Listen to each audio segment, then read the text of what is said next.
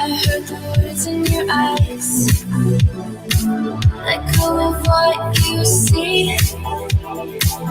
Listen as it tells you of the place this used to be.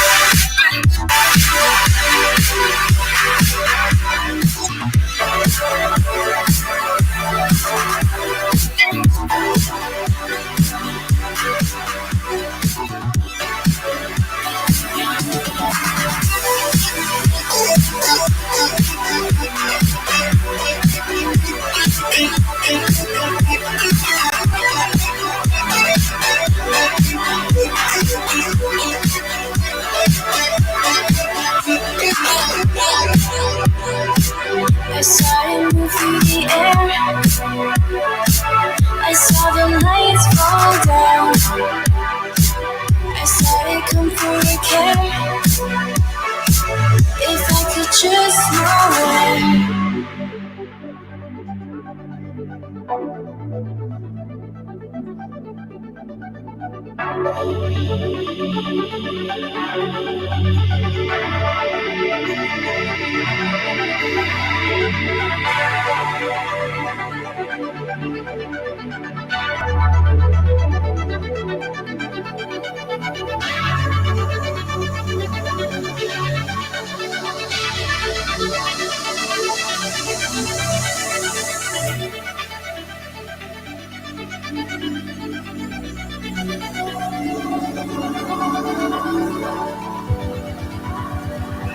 I heard the words in your eyes.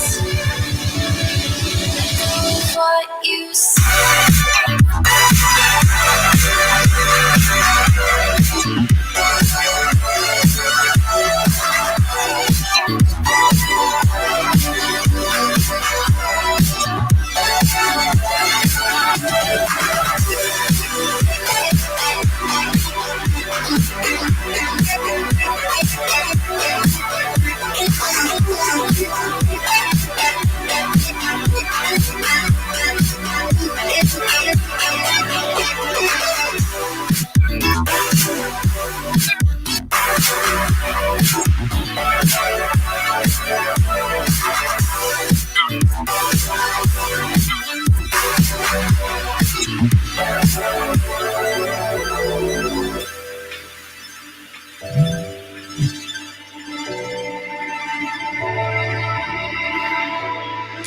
Good morning, everybody. We'll be broadcasting in a few minutes. We're just getting everything all set up here, and I'll be with you in a few.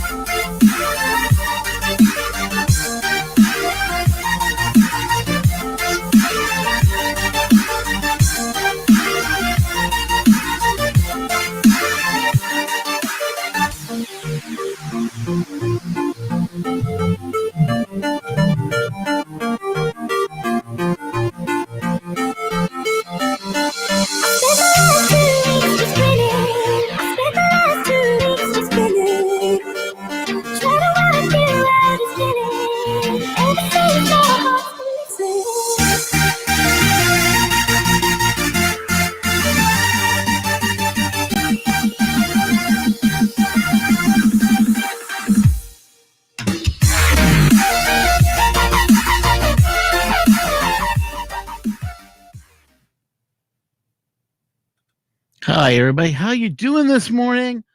Once again, it's time for a Sundays. Well, not Sunday. Bleh. So used to doing the Sunday night tech talk, which we haven't done in a long time. We really want to start that up again, but with planning and everything else, we've just been kind of busy with everything going on in the studio. Me with my secondary channel and with everything else going on. So let me say good morning to 3D Jimmy and also Mr. Buttram, and to the other people that may be watching that haven't chatted. Come in the chat, say hello, and let me know if you're watching or not. So I put a call out on Twitter. If you guys are on Twitter, maybe if we can get that going, tag a few people that that may be interested. I already tagged Joe Paddock because Joe Paddock was saying something that he doesn't get the updates anymore. So yeah, there's that. And also, I put this up in Discord. So hopefully, we can get some people in here and join us live. If you are part of the Discord, please join us this morning.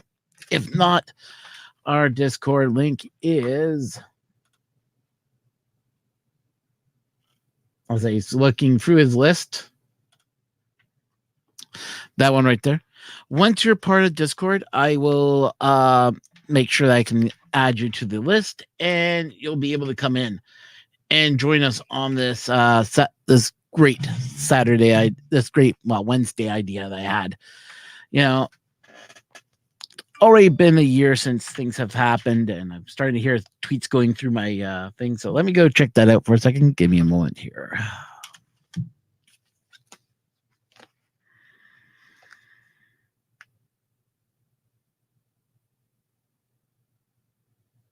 Why does it say live coma? I typed in come in. Why did it change it to coma? What the? This is what I love about autocorrect. And I swear autocorrect has a mind of its own, that every time I type in something, it just goes wonky and types in something else. And if I do that on the Apple, it does it all the time. I don't know why. Apple has this idea that, oh, I don't think you're spelling that right. I'm going to change it. Like dome. It like DOME. I was typing in my friend, I'll be at Sky Dome.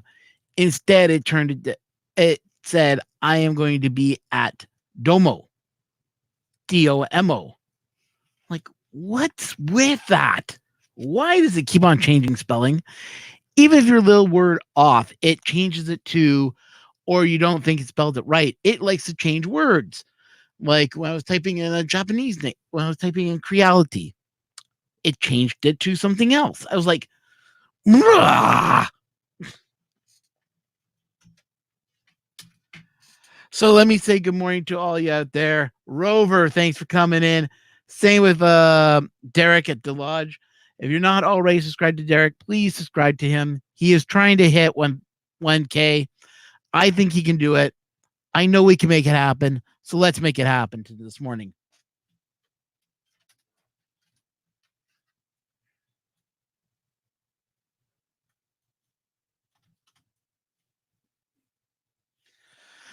So let's do a weekly update. What's going on with the channel? Yeah, Domo Haligato. Yeah, Domo Haligato spell check. Yeah, thank you, spell check. Domo actually is pronounced Domo Arigato. Yeah, that's coming from my Japanese background. Okay, let's rewind way back before I started getting 3D printing. I actually took a course in Japanese language pronunciation, and that's because I kind of got into anime and wanted to know more about the Japanese language, which then led into culture knowledge, which then led into language, I should say. But I always was interested in learning another language other than French, because I found French to be annoying. And honestly, our French is different from Polynesian French, which is the standard French. So it's like, why do I need to learn French?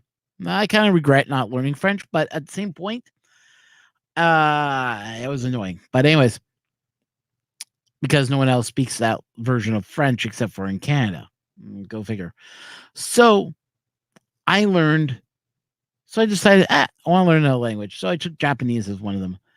Very complicated language, very interesting style language, but very hard to comprehend. It's very easy to comprehend, very hard to even know what character is which, when to use kanji, when to use kana, kanji and hiragana, because they're two different forms of the dial, two different forms of writing style for that for the Japanese language. So it's like, when do you use this verb to this verb? When do you use particles, which is kind of like a noun, but not like a noun? It's very complicated to learn it all. But I had a little bit of a grasp on it and went to Japan. Love Japan. I would go there again in a heartbeat. Very English word friendly. What do I mean by that? Because in Japan, everything is written in two languages, Japanese and English. And sometimes with the English, they'll have the breakdown of how you would pronounce the in English. So Hokkaido, Hokkaido. So it would have the hyphen language. It would either have a line over it, the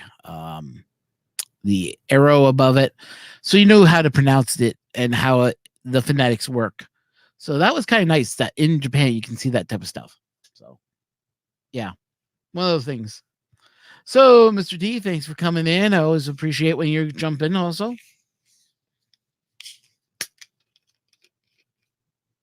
I have enough trouble with American from Jimmy. Yeah, American can be kind of tricky. But to everybody that's just learned, if you're on the Discord, you'll be able to get in here and join us in the chat video wise. I really would appreciate, having y'all come in, just chime in.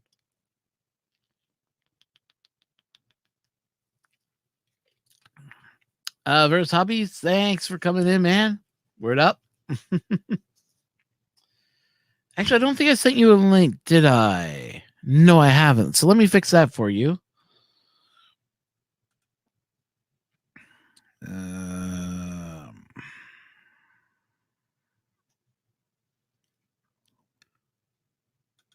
There we go.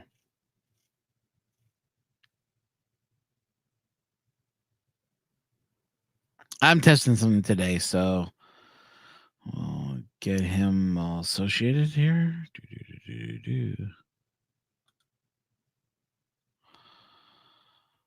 Boom.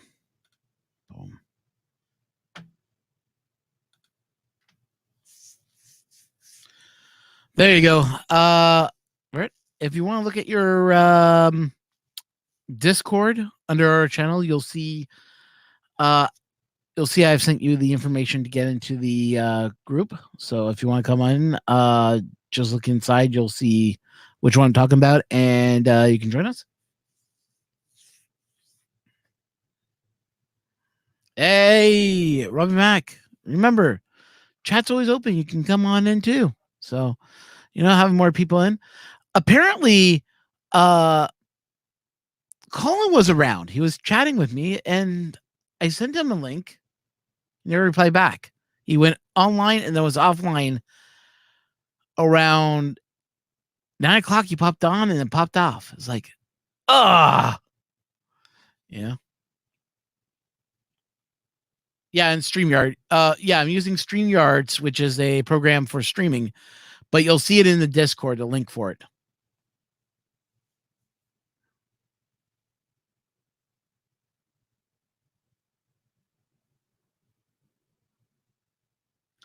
Why is it called butterfly? Should not be called flutterby? What?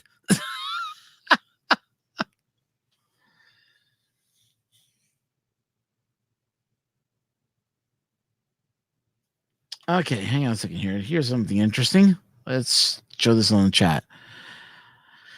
Everyone and anyone and after updating the Ender 3 with 1.1.3 board, all steppers are working correctly except for Z-axis, just vibrates. Okay. I know what's going on. Check your wiring. Make sure that there's a wire that has to be reversed. If you reverse that wire, you should be okay. If you're using the same wires that came with the Ender 3, it should just work perfectly. Now, I had an issue. Swap wires? Question mark. Yeah. So let me turn this off. I had an issue with my Z motor also with the Z screw. So Z axis is doing some weird stuff. I unplugged that wire completely off line. And this is another one that worked for me. I unplugged it. Went to my control board because I was a little curious what's going on with my Z axis. Unplugged it from the board, unplugged it and left it plugged in the back. Unplugged my X axis and plugged that into the Z. Just hear me out here. Just to test if the motor was working right. When I did that, my motor was working great. I could move Z up and down. So I unplugged the Z, plugged back in the Z port, plugged the X back into the X port, and the Z all of a sudden started working. I haven't figured out why that is happening, but it just all of a sudden worked.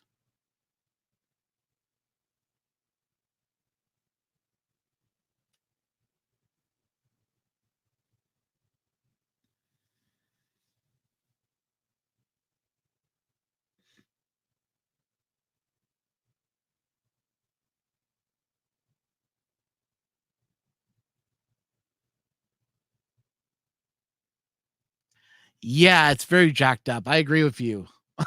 I had to do that, and then all of a sudden everything just started working again. It was like, oh, you gotta be kidding me. So I have a feeling my Z motor is starting to die, or it's having some issues.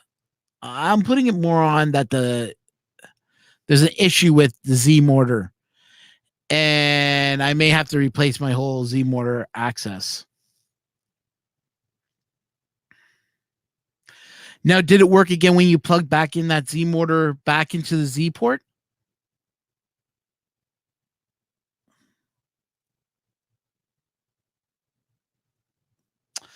That's a good question, Sean. And no, it's not, because get this, okay? When I plug the Z, like I said, when I plug the Z back, it just all of a sudden just appears. It will last like it'll be like, I'll do a couple prints, then all of a sudden it just happens. I unplug it, plug it back in. I do the switcheroo, plug it. I've done that unplugging and plugging it back in, receiving it. That still doesn't work. It seems whenever I plug it in any other socket, it'll all of a sudden work again. And then I pull it out, plug it back in Z, it just works. It's bizarre. I don't know what's going on, but I've had this happen a couple of times. It's just weird. It's one of those weird bugs I've noticed. Hey, Edutech, Jim, since you know Timothy Hoagland well enough, why don't you bring this up to him? I've been having issues with the Z axis where all of a sudden my Z is not working right at all. And I found that unplugging my Z motor, plugging in the X motor, just in the X port, just hear me out here. All of a sudden my Z motor is working. When I plug it back into Z again, it still works. And the X is still working. It's not that the plug is not pushed in all the way. It seems that every so often after a couple prints, it just goes haywire. That's on the Creality boards 1.1.3. I'm wondering either A, I got a motor that is dying, or B, I do mean B, there's something going on with the firmware that I'm not realizing. If you can run that by Timothy, if you run that by Tim and find out if he's heard any experiences of that, I'd like to know if it could be something or not. And yes, I'm using the Easy ABL. So that's just to point that out also. Yeah, 3D gremlins, they are everywhere. I agree with you 100%.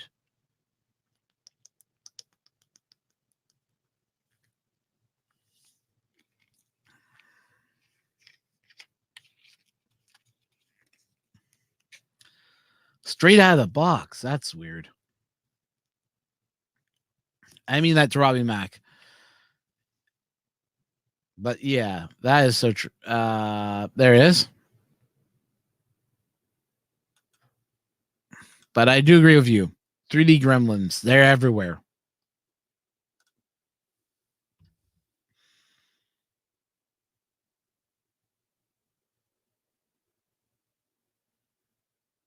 Did you give it water at midnight?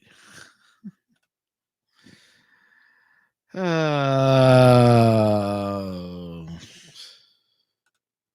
don't you mean didn't I spill water on it at midnight? After midnight? It's feeding them after midnight, I believe, makes more. But if you get them wet, the wet makes them have more. Feeding them after midnight turns them into gremlins. Yeah, that's right.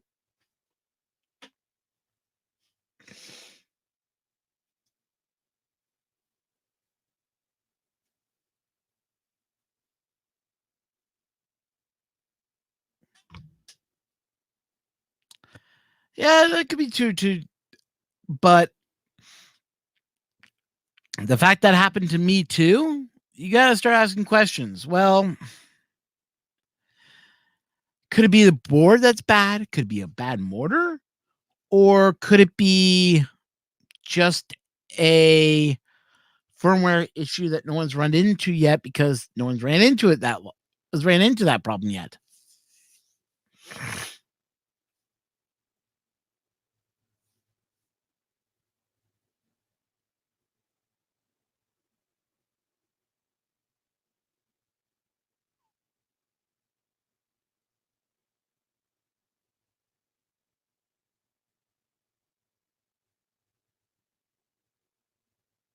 Yeah, $3,000 custom fee. Yeah. Under 3 board. I have one. I can send it to you. It just costs $3,000. You know what? Send it to D. D, I think D might appreciate it just to get around figuring out what his gremlin is in there. But yeah.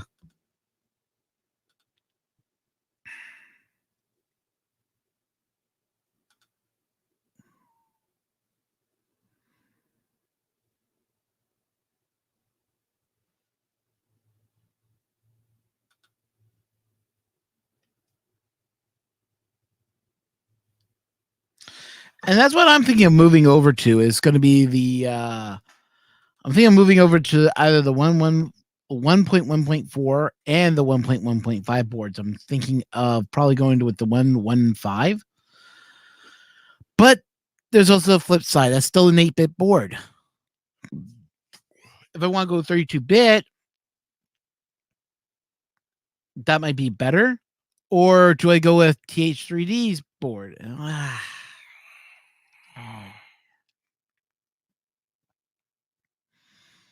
I don't know. I'm on the side of, well, TH3D board has the drivers built, has a very good drivers and everything else. And ways the side of, yeah, it's a good buy. But also, whether there's a board problem failure after a year with the SKR, I can replace the drivers. I can buy new parts for it. Yeah.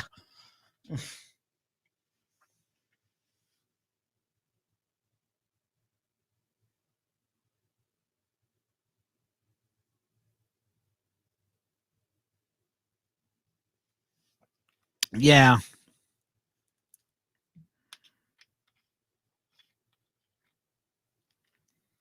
Creality needs to step up their game. At least put out a 32-bit board.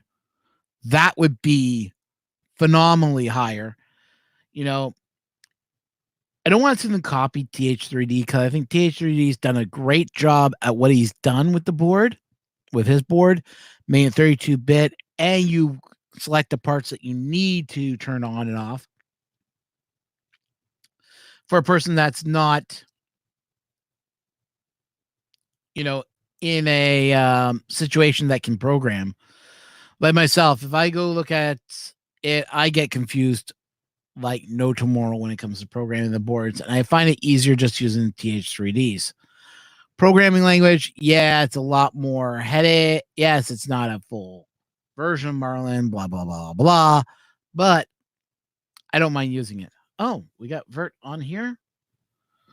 So we'll bring him into the chat. Hey, how's it going? I'm not sure if I got it working properly. We can hear you. Audio okay? Yeah, everything's good. Okay. Because like it's just the C920 and like it has built-in mics and everything. Yeah, 920 mic is not always the greatest, but it works. Yeah. Yeah, so everybody's helping out.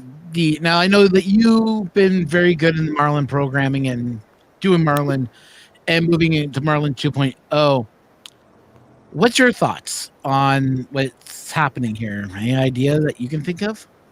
Like I caught a bit of like you're having an issue with the Z motor. Like have you like checked your VREF? Have you like disconnected the Z rod and see if like it's just binding up and not getting enough torque to move?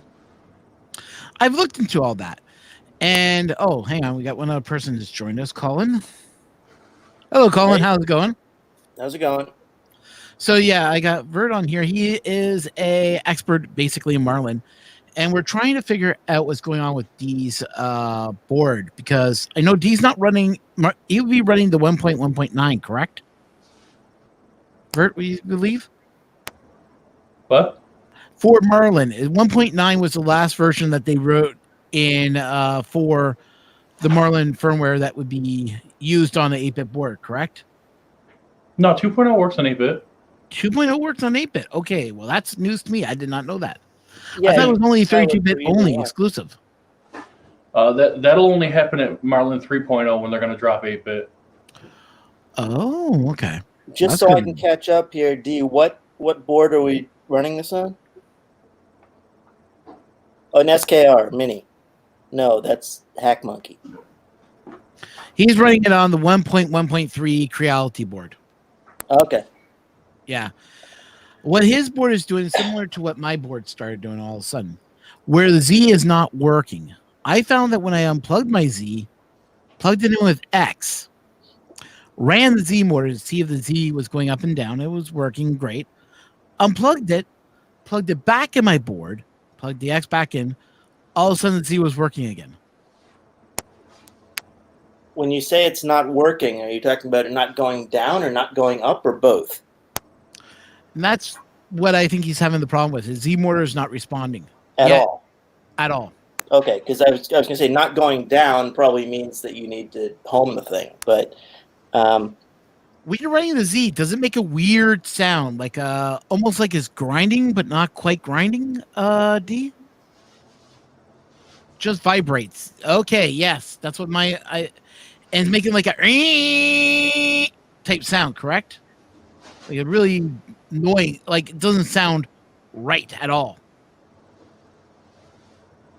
So did they switch out the stepper drivers on the 1.1.3 board maybe? There's no way to remove the drivers on that. Yeah, I know. Did Creality switch them out relative to the 1.1.2 or 1.1.1? Not sure. I mean, that's worth checking because if Marlin, first of all, it wouldn't be using the TH3D firmware because that's not a way to diagnose anything. But I know Marlin has workable Creality board configs that ship by default. They work on 1.1.1 at the very least. Yeah, but they also work on but 1.1.3 is an old board, as according to Edutech. Okay, well, my Creality has a 1.1.1 board, so I guess I'm ancient that way. So is my CR10, so. Right, yeah.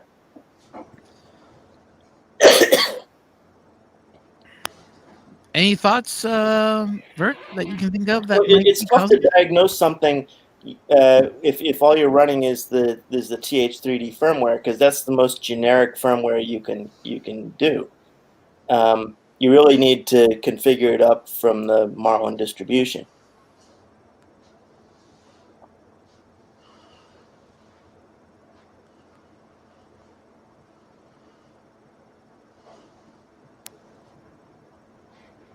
Yeah, like probably grabbing a branch of bug fix. Try vanilla Marlin and build it up from the Marlin default for that board. Yeah, as you were saying, I'm. Sorry, Yeah, Bert, go both ahead. of you guys talked. Yeah, that's fine. Yeah, I'd probably grab a copy of Bug Fix 2.0 and then grab the config out of the example repository because they're separate now. Okay, so best Are way. they separate? I mean, it's there in the distribution, isn't it? You just need to copy them Nope, in. it's gone. He separated it out into 2 repos, and you don't get credit for it anymore. Like I lost 32,000 lines of credit for it. Oh, that sucks. Yeah. 'Cause, That I mean, last I saw bug fix 2.0. I mean, that's a branch and not a tag. So yeah, okay, it busted it out then. But Like the config folder was completely moved to another repository. okay. It wasn't last time I looked, but that was sometime before Earth. So Yeah, it was like a month or 2 ago. okay. Yeah. By the way, Edutech says you're super old, Colin. So I'm super old. Yeah, well, he's got a lot of hair but no gray. So I don't know how he manages that. yeah. So how you been? So yeah, Vert. So I can still. Let me just turn off this scrolling banner that's going on here. There we go. So we can all see everybody's names here. So if you guys haven't subscribed to Vert already, please do. He is an awesome guy that's now doing Marlin stuff that even I can't do. So, Oh, watch his channel. If that's the bar. No, I mean it's beyond what I can understand in Marlin.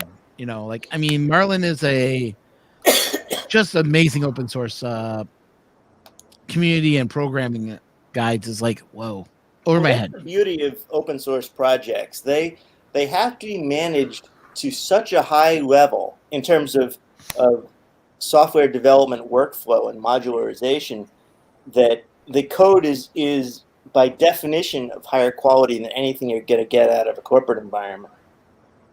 So it's neat that way. Yeah. Hey, 3D Mike Vince, thanks for coming in.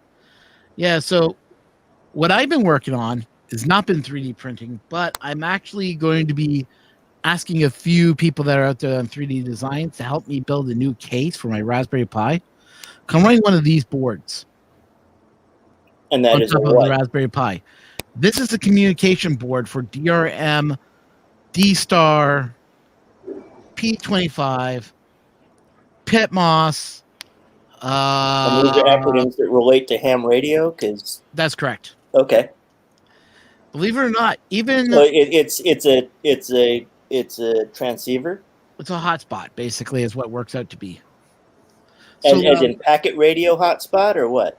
Well, no, digital radio hotspot. Yeah. Okay. Yeah. Packet radio. Yeah. Well, no, digital. Digital Packet's radio. different from digital. Okay. So with packet radio, we used to use sounds like a modem would go. Yeah. With digital, it's just Digital. Right. Yep. sounds like a freaking machine gun going on. Okay. So you're doing point-to-point transmissions? Something like that. So there's 3 different types of digital modes. DMR, D-Star, System Fusion. The other 2 are kind of a little bit different, but I haven't played around with them as much. I take it the antenna does not exist on the board, but is attached to the board? The antenna is right here. Okay, so it screws into a port on the board, or what? Yeah, it plugs into the SMA port. That's right there, and that you can see in gold. Okay, so the first thing to do when you're designing these things is locate a reference model of a Raspberry Pi, and if you can get a reference model of that board that you have there, that will be useful as well. If not, take the dimensions of the board and create a little box that represents the board, and then build your case around those 2 components. Yeah, I'm already doing that as is, but Okay. what I got to do is I got to design a case that's going to work for it. Right. Because it adds height to it also is what I got to keep in mind. Yeah. So the old box I had for the Raspberry Pi I thought was high enough, but wasn't. So now I have to redesign the height and recalculate. So does this board just sit on a couple of a couple of pins off the Raspberry Pi, or is it Yeah, so there's the pins right there, wet cable or what? Oh, it just sits on some pins. Okay. and then it just plugs on top, and we'll sit like so. And But how much higher than the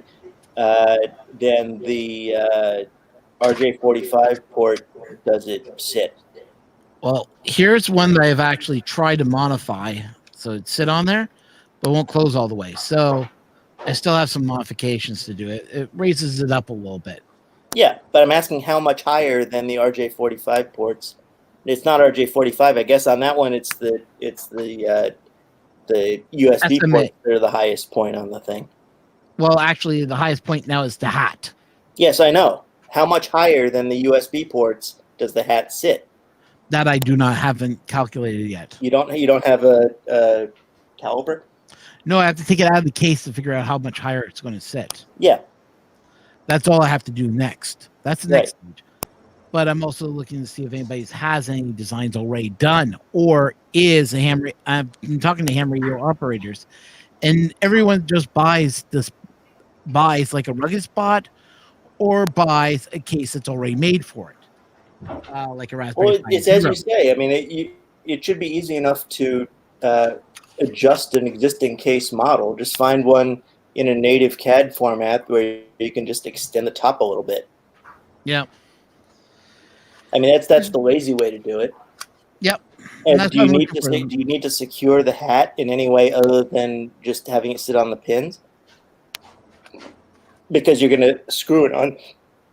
You're going to Oh, screw and unscrew the antenna several times, so you may want to secure the hat in some way with screws or something, or standoffs relative to the Pi itself to secure it and avoid bending the GPIO pins. Yeah. I don't know. I got to figure out how we're going to do it. It's just figuring it all out. Yeah. So what were you looking for help with?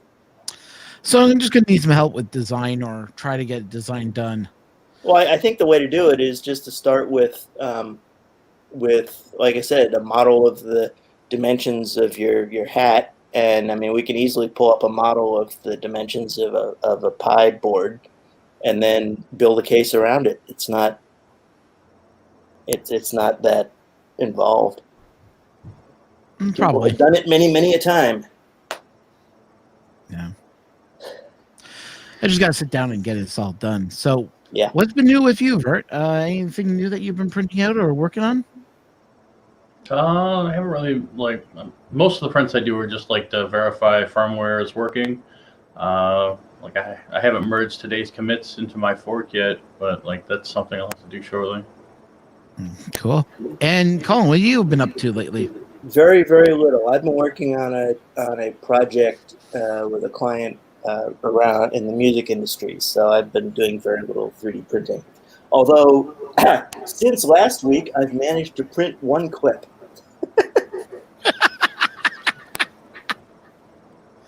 I have not, however, managed to go outside and test it because over the weekend it was snowing, and then yesterday it was 60 degrees.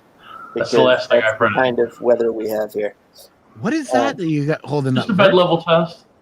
Oh, okay. The sheet of PETG. That's the most extreme bed level test I've seen. You actually printed the entire size of the the bed? entire bed. That seems excessive. It's excessive. A little bit. I'm surprised that thing just doesn't peel every time you do it. Nope, sticks. It's fine. And what type of bed are you using? Are you using like PET G? Sorry, it's PIX Machine right or here. It's an A10. just a Creality Huh. standard No, bed? it's an A10 G-Tech. Oh, okay. It's basically a clone. Yeah. Now, here's a good question for everyone that Maybe has. Tech asks, how many layers are you printing on that thing for your test? That's just one layer. One layer. Wow. It's a single layer, 0.3. Oh, snow is a bad word to D, by the way, guys. So we can't use the word snow. Snow. Like right now, we're dealing with snow Please here. refrain from using. I don't know. You don't want to antagonize D. He's got a lot of weaponry in his basement. Yeah, it might be a little hard to get over to Canada, but if I show up in the U.S., I gotta watch my back. Yeah, it's snowing here too. We're supposed to get about 10 to 15 centimeters of the white fluffy stuff. So converting that into American speak, we might get up to a foot of snow. That's a Or lot. more. Yeah. We got a 1/4 inch. Everything came to a grinding halt. Oh, lucky you. Yeah.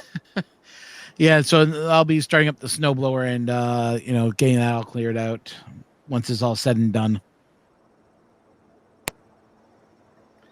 So Vert, how many layers was that on your test that you did? He said That it was sheet? one layer. One layer? It's a single layer. Sheesh. That is good work. It's just a sheet of PETG. Yeah. I usually don't do it that big, but sometimes I do the full bed. Yeah, I've only ever used the, squares in the corner and in the center kind of approach. Yeah, like most of the time when I do it, it's like a 100 millimeter square about that big in the middle, Yeah. just to save filament. Yeah. So right now, what I'm working on with my prints and such, I got my CR10 finally up and running again. No nozzle leak yet. So that's a good sign. Last time I did I don't know if you've ever seen my videos, or I was working on the CR10. I actually changed out the nozzle completely because I'm getting sick and tired of this nozzle right here, my full hot end. Kept on buggering up, heat creep issues, everything. It didn't matter what I did, changed fans, changed everything, still had problems with it. So I actually decided, fine, take out the whole CR10, put a whole new print head on it, did the whole 10 yards. And then the nozzle, the E3D V6 hot end, started leaking up from the top of it, started leaking and bubbled over my whole hot end. Casing it in bubbled over over the heat block or under the heat block? over the heat block. So it leaked from the connection. From the nozzle through the heat block. Through the heat break, it was boiling the heat up. break wasn't screwed in tight enough. Screwed in as tight as I could In get theory. it. Well, yeah. Because that's where it was leaking. Yeah. Yeah, so was had it that cracked or something? Sealer or something. Pardon me? Like a lot of people use like a sealer when they attach the throat to the heater block. Yeah, it said that it wasn't needed, so I didn't bother with that. Now I kind of wish I used Teflon tape in one sense, because Teflon would have survived the heat, but not higher than 260, I think, if I remember correctly. Then it starts to off gas. But, Well, PTFE usually has the same issue. Right. I mean, metal. all the Creality things have PTFE liners anyway, so you're not going to go up to beyond 250. yeah, and in reality, I also use a Capricorn tubing, so that does add some fun to it. But it boiled over and then encased my nozzle in PETG. So I just went, great, that nozzle's shut. So I was able to get, luckily enough, I was able to save the nozzle itself. And I was able to get that off the heat break. But I damaged the thermistor. I was able to get the heater cartridge out. But yeah, so had to go buy an aftermarket block because I couldn't get another original E3D block. But a lot of people have said, oh yeah, this block will work with the original E3D hot end. So I got that. I mean, so far, so good. The blocks are pretty standard. Yeah. So far, so good. Knock on wood. Hopefully that's wood enough. It hasn't leaked yet. So that's a good the sign. llama has arrived. And llama. I'm not even seeing any of the heat problems I was having beforehand, too. So that's another good sign. Yeah, most of the lower parts of the hot end are relatively universal and like $1 a piece. So yeah, well, this thing cost me like $10 altogether, said and done. Yeah, well, that's what you get for living in Canardia. Ha ha ha ha. Although that's what we all get now that China is diseased. Oh yeah, talk about disease problems with China. I just talked with the GTEC representative last night, and I guess they're back open for business. They're allowed to go back to work. The quarantine's over. Oh, that's good then, because Yeah, I've been hearing they're that. scaling back their readiness in a lot of in I think 2 or 3 regions. So Yeah, shipping's going to be an issue for them since. Yeah, they went completely dark since the beginning of the year, and like even on the forums, everybody's like, "Oh, I ordered this, months ago," and it's just like, yeah, they've been locked down. They can't do anything. no one answer your email. Yep. I The only even reason I was answering because I'm here in the U.S. I was trying to get in touch with GTEC to find out what's going on with some of their printers. They never responded back to me, so it's like, all right, whatever. Well, But it's like understandable. Yeah, it's like a lot of companies though. They don't look at you until you hit 1,000 subscribers. In some cases, No, like I've got a rep in my Subscribers is Discord. not very much in the grand Send them a scheme of message if things. you wanted. Pardon me? Sorry, I was talking over you. What did you say there, Bert? I've got one of the GTEC reps in my Discord. You can send them a message there. Good. Yeah. It's just I would like to get a hold of one of their printers just for testing purposes only, and just once I'm done, why don't we do a giveaway? Offering up last night refurb units for a discount. If you were looking for one, you just ask them about it. I should talk to them about that. Yeah.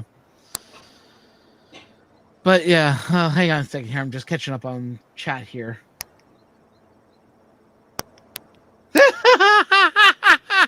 Snowmobile in South Carolina. Yeah, well. No, someone's trying to sell a snowblower in South Florida. Oh crap, that's funny. Oh. So, to answer your Edutech, how's the coax filament working now? It's working great.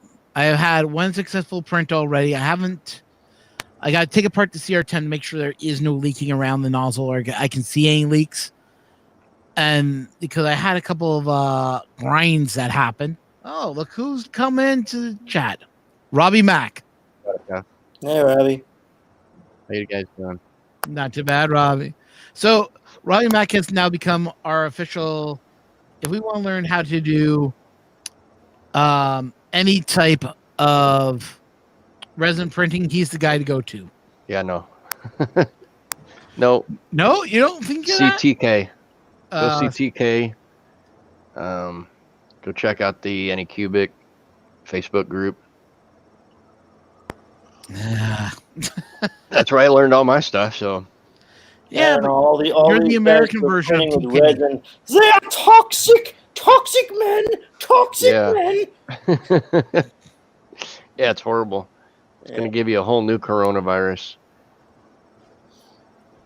Oh, don't even go there. Don't even go there. Yeah, I got to talk about that because a whole bunch of people messaged me when they found out I bought this radio. We're all going, oh my God, you're importing coronavirus into the country. I'm like going, okay. I'm going to add that to the video and just say, listen, as long as you take precautions, if you're scared, spray your box with Lysol, for crying out loud.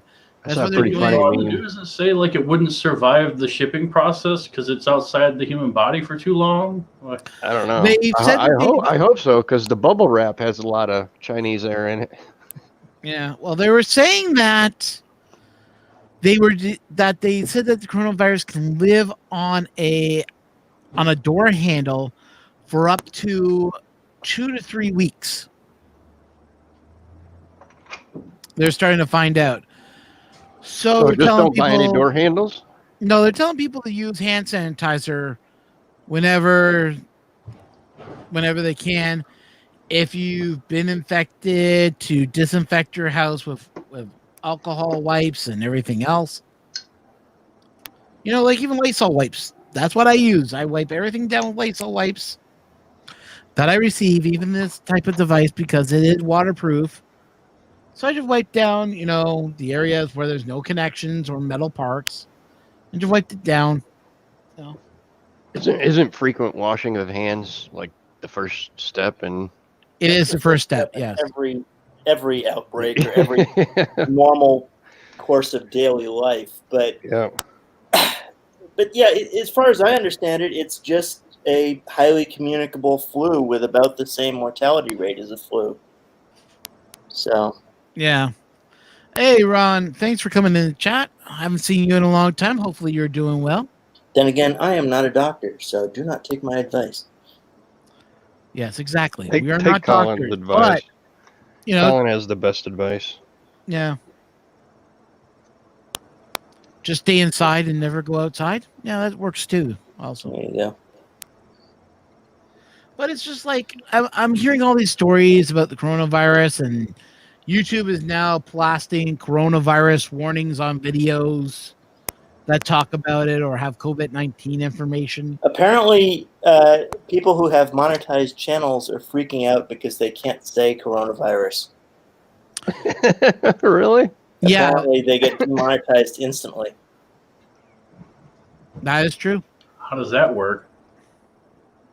They just do YouTube audio just analysis on everybody's channel and look for keywords, and they think that people talking about coronavirus are spreading misinformation because they're not the CDC. Which I get it. That makes sense. It's a little bit overreaching, but you know. Yeah. Oh, nice. That will work. What does that fall under the like inflammatory like thing? Because I Probably, kind of read through yeah. the TOS. Something like that. Well, no, because they don't. Because advertisers are all scared about the coronavirus. Well, the coronavirus is here to stay. YouTube, get with the program. You know, filter out fake information. That's all. Hopefully, it's not here to stay, though. That's kind of. I don't think we're going to. Like saying, well, it's just the Whether you have black an immunity plague. or It's not. here to stay. Well, no, I don't mean in that sense. I meant I know. I'm this just messing with you. disease is it's now a disease. We now have a name for it. COVID-19 or whatever it is.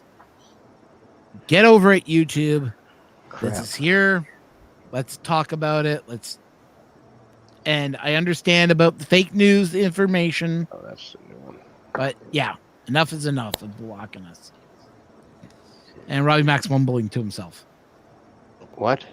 You're mumbling to yourself. I am. look at Well, the guy because I complaining. printed it. I printed a new part, but I did the same color and everything. And I was like, crap. Now I don't remember which was the newest part that I printed. But I had a small visual that I could look at and be like, oh yeah, that's right. I changed this part on it. So. What is that for, by the way? Just like curiosity. Gimbal protector for my camera because I broke my camera on my drone. So I'm doing this housing. Oh, that's kind of cool. Somebody has one, but it snaps on the outside of the drone, and I don't really like that. And their normal gimbal protector has snaps that you can do on the inside. So I kind of stole that idea, and still a little tight. I need to loosen it up just a little bit,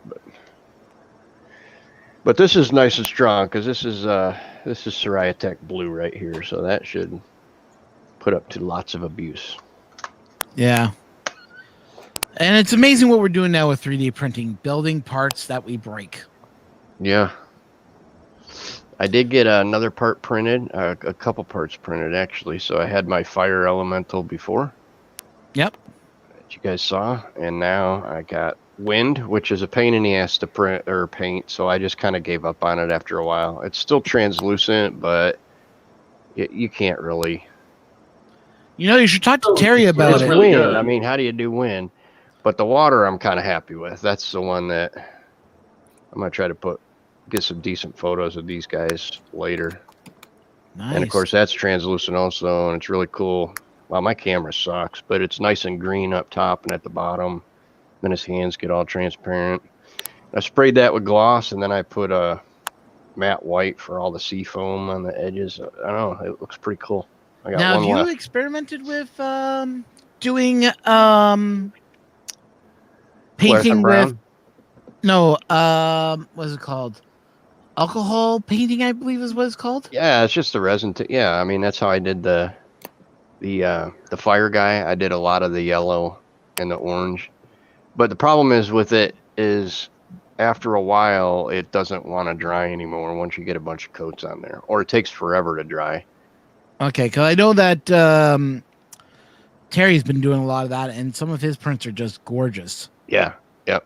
I had originally tried just doing that, just painting the resin tint on, as opposed to those guys are like kind of dripping it on and stuff. I wanted it in very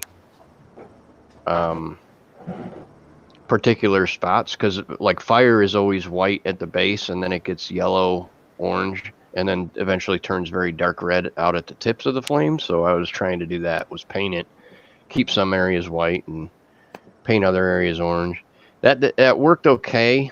But then I was like, okay, well, if this is working, then let me mix my paint with a little bit of resin, and I'll paint it on there and then throw it under the UV light for a little bit, get it to dry, and then go back and do it again. And that didn't really work as well as I had hoped. It really kind of made a mess of things. So ultimately I went back to the original idea of doing the first few layers of the resin tint.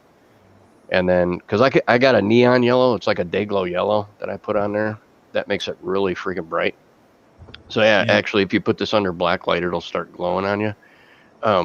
But then after the first few coats, then I just went to regular miniature paint washes.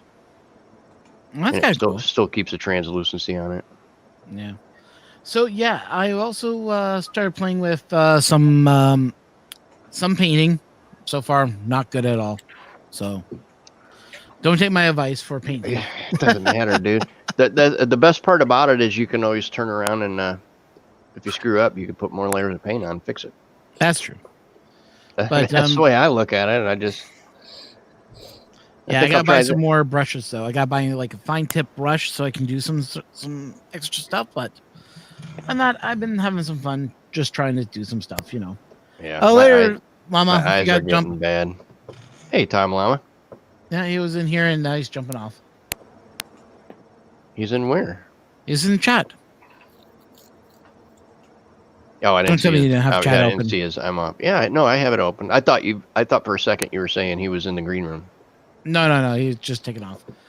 I don't think he's part of our Discord. Which, if you're not part of the Discord, join the Discord. Lots of conversations in there, especially talking about how to distinguish regular zombies from drippy nose zombies. Well, Yeah, that's the key to surviving coronavirus. So fun and jokes all aside, but yeah, but I know that they've been pretty crippled in China with this coronavirus, and I know that a lot of our printers come from China. Just, have faith. Stuff will start moving again. I'm hearing from airlines personally, and these are the airlines that deliver packages, have told me that they are no longer receiving packages to bring into the countries. So now they're going by boat. What's that going to one solve? way to guarantee it's going to take long enough for the virus to die. Yeah. Yeah. Like, no viruses ever happen on boats. Especially cruise lines are having a grand old time. Yeah, no, they're talking like big, huge shipping crates shipping. I'm like going, oh, crap. 3D printing professor just went live. Yeah, I know. He goes live Wednesdays too now. What's he doing these days? I haven't really been paying attention. Not much, really. He's working on a cool little project, kind of like I forget what they're called. Somebody in chat, or if you guys know what they're called. It's like Legos, but not really like Legos. It's I saw a guy do a video the other day on it. He said it's like sort of like a kit bashing, where you're taking various pieces parts and building robots or whatever it is you want from it. Yeah, but like they snap together. Block, like project, I think it's called. Connect blocks, maybe. Yeah. All I know is print a block. Print a block, yes. Yeah. It's supposed to be like Lego, but different. He's also ran it as a Kickstarter, so. Yeah. It actually looks kind of cool. I mean, from the video that I saw, it actually looked. I don't know. I may get in on that just for the hell of it, and I could print a bunch of them for my grandson. He would have a blast building that stuff. Oh, probably. But it's like myself, with everything that's going on. with his stuff. He's a great guy. Don't get me wrong. I like his stuff, but he hasn't been doing much content as in content production lately. It's mostly just on this project and going live all the time. Well, Wow, you must really hate me and Butcher. yeah, I mean, live is significantly easier. You get to avoid all the editing. Yeah. Yeah. See, I don't mind doing the editing. It's not a problem, except when Vegas wants to be a pain in the butt and decide to destroy 20 minutes of you adding transition work to your video to make it look a little bit better. And Vegas goes, I'm not processing that. Nope. I don't know. I I don't don't have know. that problem. I use Movie Maker. Right. Well, I was all the using pros iMovie do. for a while. I figured I'd upgrade to DaVinci, which I got as far as to install, but have never come up with a video project sufficiently compelling to motivate me to learn how to use it. So, what about you, Vert? What do you like to use for your video editing? I use OpenShot because I'm a Linux native. OpenShot, I've heard of it. I haven't used it yet. What's your views on using it? Do you find it actually user friendly, or do you find it's a little bit intimidating? But once you get the hang of it, you're okay with it, or what's your? I opened it up and started using it the very first time without any experience or looking anything up, and I had no problem. Well, that's great to hear then, because I was looking for another alternative than just using Vegas.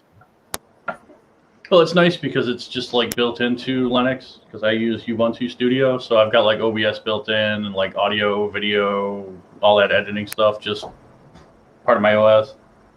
That's Ubuntu good. has a studio distribution with all that stuff in it now? Yeah, it Wow. does. They're Yeah, really it has for a long catering time. every little niche, aren't they? I thought you were like the big Linux dude. I am, No. but I'm not an Ubuntu fan. I stick with Oh, okay. CentOS. Because Generally. Whatever your to me, it flavor was is. all the same. I didn't realize it Gentoo was. is very cool. I want to build a new. The next box I put together, I'm going to build it with Gentoo. Gentoo you is guys- cool because you compile everything from source. When you guys do your videos and stuff, do you have a dedicated machine just for? You almost have to just for video editing and crap. I do. Well, I have a bunch of Macs these days. I have a couple of NASs that are both running a Linux variant of some kind that's a commercialized thing. But no, I haven't really sat down and built a PC in something like 20 years. I mean, I'm sure I could do it, but Well, yeah, they Red don't light. use math coprocessors anymore. I could tell you that. Yeah, right. It's been 20 years. No, the last one I put together was a Pentium Pro Duo or something. Oh wow. Actually, it was a while since I had built a PC because it got to the point where back in the day it used to be cheaper to build your own, but then it sort of some of the desktops got so cheap, or the kits got so cheap that you could just buy it and then just add whatever cards you wanted into it. Yeah. But I ended up building one with my son like 2 years ago, and that was, forget about all the things like, oh yeah, I should have added the CPU cooler to the motherboard before I put the motherboard in and then add the CPU cooler. Oh, That's crap. what Linus Tech Tips is for. Yeah. Oh crap. They will We give you a forgot to little- put the power supply in, so now we Yeah. got to yank everything out to fit that in there. Yeah. No, I Cable. have not.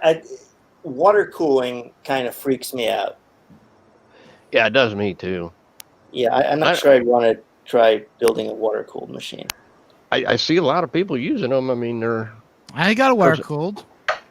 I got just water my and processor electronics water. to me is just like don't mix, man. But and then Water well, cooling aren't they has using its like an advantages. antifreeze or something in that stuff? It's not just water. Yeah, it's like a light antifreeze sort of. Mm-mm. But the bigger issue is contamination. So they have all sorts of fungicides they include and that kind of thing. Yeah, Right. because a lot of stuff grows in antifreeze. I forget what it's called, but there's a fungicide in there, and there's something else put in there to kill off any of that growth. You'd think all the UV lights in those boxes would kill off anything anyway. Actually, that Most would be of kind them of do too. badass if someone put together a UV fungicide alternative that would allow you to put in all sorts of other types of cooling liquids because it's got a section of tubing that has UV LEDs on the inside that reflect into the tubing and kill off air Oh, gotcha.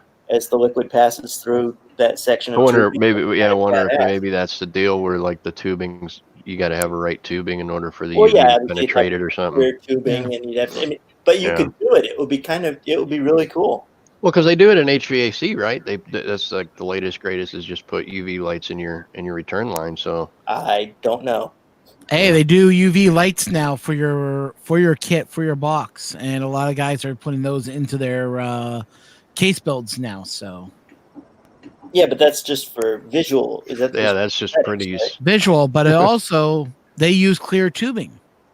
So it would probably achieve the same thing. But I'm talking about a specialized little block that has a section of clear Yeah. tubing in it, and a box around it, and LEDs facing in towards the section of clear tubing, and fasteners on either side. Right. Oh, you're talking like a curing box A almost. dedicated, yeah. fire, fungal killing thing. Like 1.21 gigawatts of pure fungus killing That's right. blast and laser light. Yes. We should make something like that. Well, I still think that you could do a really good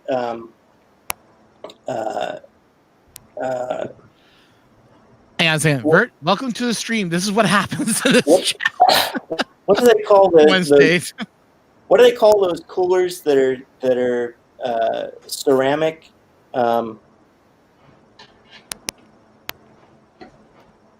There's a No idea. Ceramic coolers? no. It's a type of ceramic. You run some voltage through it. One side gets hot, the other side gets cold. It's a Peltier, I believe. Peltier devices, right? Peltier. Yes. Yeah. There are a lot of people who have tried, just putting a Peltier device on their thing just to try it. But I mean, obviously, it's not a very efficient way to cool a system. But and I've seen people who will do just the Peltier device and a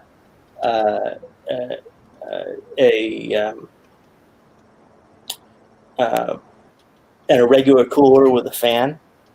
But it seems to me that you could do a Peltier device in line with a water cooling loop. But put the Peltier device far away from the hot elements so that and just attach the Peltier device to a water block far away from all of the heated components. But Come on, Peter. Yeah. I've gone water cooling, and to tell you the truth, I can never look at going back to just fans air what kind cooling. of maintenance does it take? Not much. You don't have Not to much at swap all. out the coolant? No, because mine's all enclosed. It's a one loop system that I bought. Oh, So all-in-one coolers with the water. Yeah. Yeah, okay. and that's the way I run it because I can build my own now. I've gotten to the point where I'm actually looking at building one from scratch, like bending the pipes and all that stuff. Right. But right now, that's only until I build my new machine. When I'm ready to build my new machine, then I will start doing that and do a full water custom loop with my graphic cards on it. Because, well, whenever I'm doing video editing, since you asked about video editing, I built a gaming machine to do gaming and video editing. Well, they're more or less So- the same set of requirements. Exactly, and that's why I built a gaming machine. Yeah. So I can do video editing, so I can put videos out. Videos was always a side idea in my mind to go, hey, I wouldn't mind doing a video, putting this out. I now have a system that I can edit it on. That's the whole reason I went into buying a gaming. I went building my own gaming PC. I mean, other people build gaming PCs for other reasons because they like to do some gaming, or they're a casual gamer, or B, they just want that extra graphical power because they need it for something else. One of my friends who's into bioengineering, they use the CPU and GPU when they're crunching data code. When they're Yeah, crunching data bits. bioinformatics is a huge use of those NVIDIA cards. Yeah. How about you, Vert? What's up? I kind of got involved in like running some tests. Okay, we were talking about going back to the gaming PC. Why someone would want to go to what type of rig do you use for video editing? And I said my choice is gaming PC. I built mine like I got an 8-core, 4 gigahertz GT 1070, 8 gigs of RAM. Usual. Okay, are you running a high-end graphic card for that reason, or for your video editing, or you don't use a graphic card for video editing? The GT 1070. Oh, I didn't hear that. Sorry. GTX. Yep. Very good card. Robbie Mac, how about you? I know that you don't do Man, I have a HP desktop machine. It's an i5. It's got like 8 gigs of RAM, built-in video. I mean, it's bare bones basic machine. just I basics. need to upgrade. Actually, I bought a box it is also an i5, but I think it's a faster processor in it, specifically just to put my security cameras on because it's really bogging my system down a lot. I've got way too many things on this box, and I'm waiting for it to either explode or I can get some crap off of there and move it to the other box when I can get that one set up. I would recommend with your security cameras, build a separate box for those and just run it as a server rather than running it as a dedicated Windows machine. So go Linux.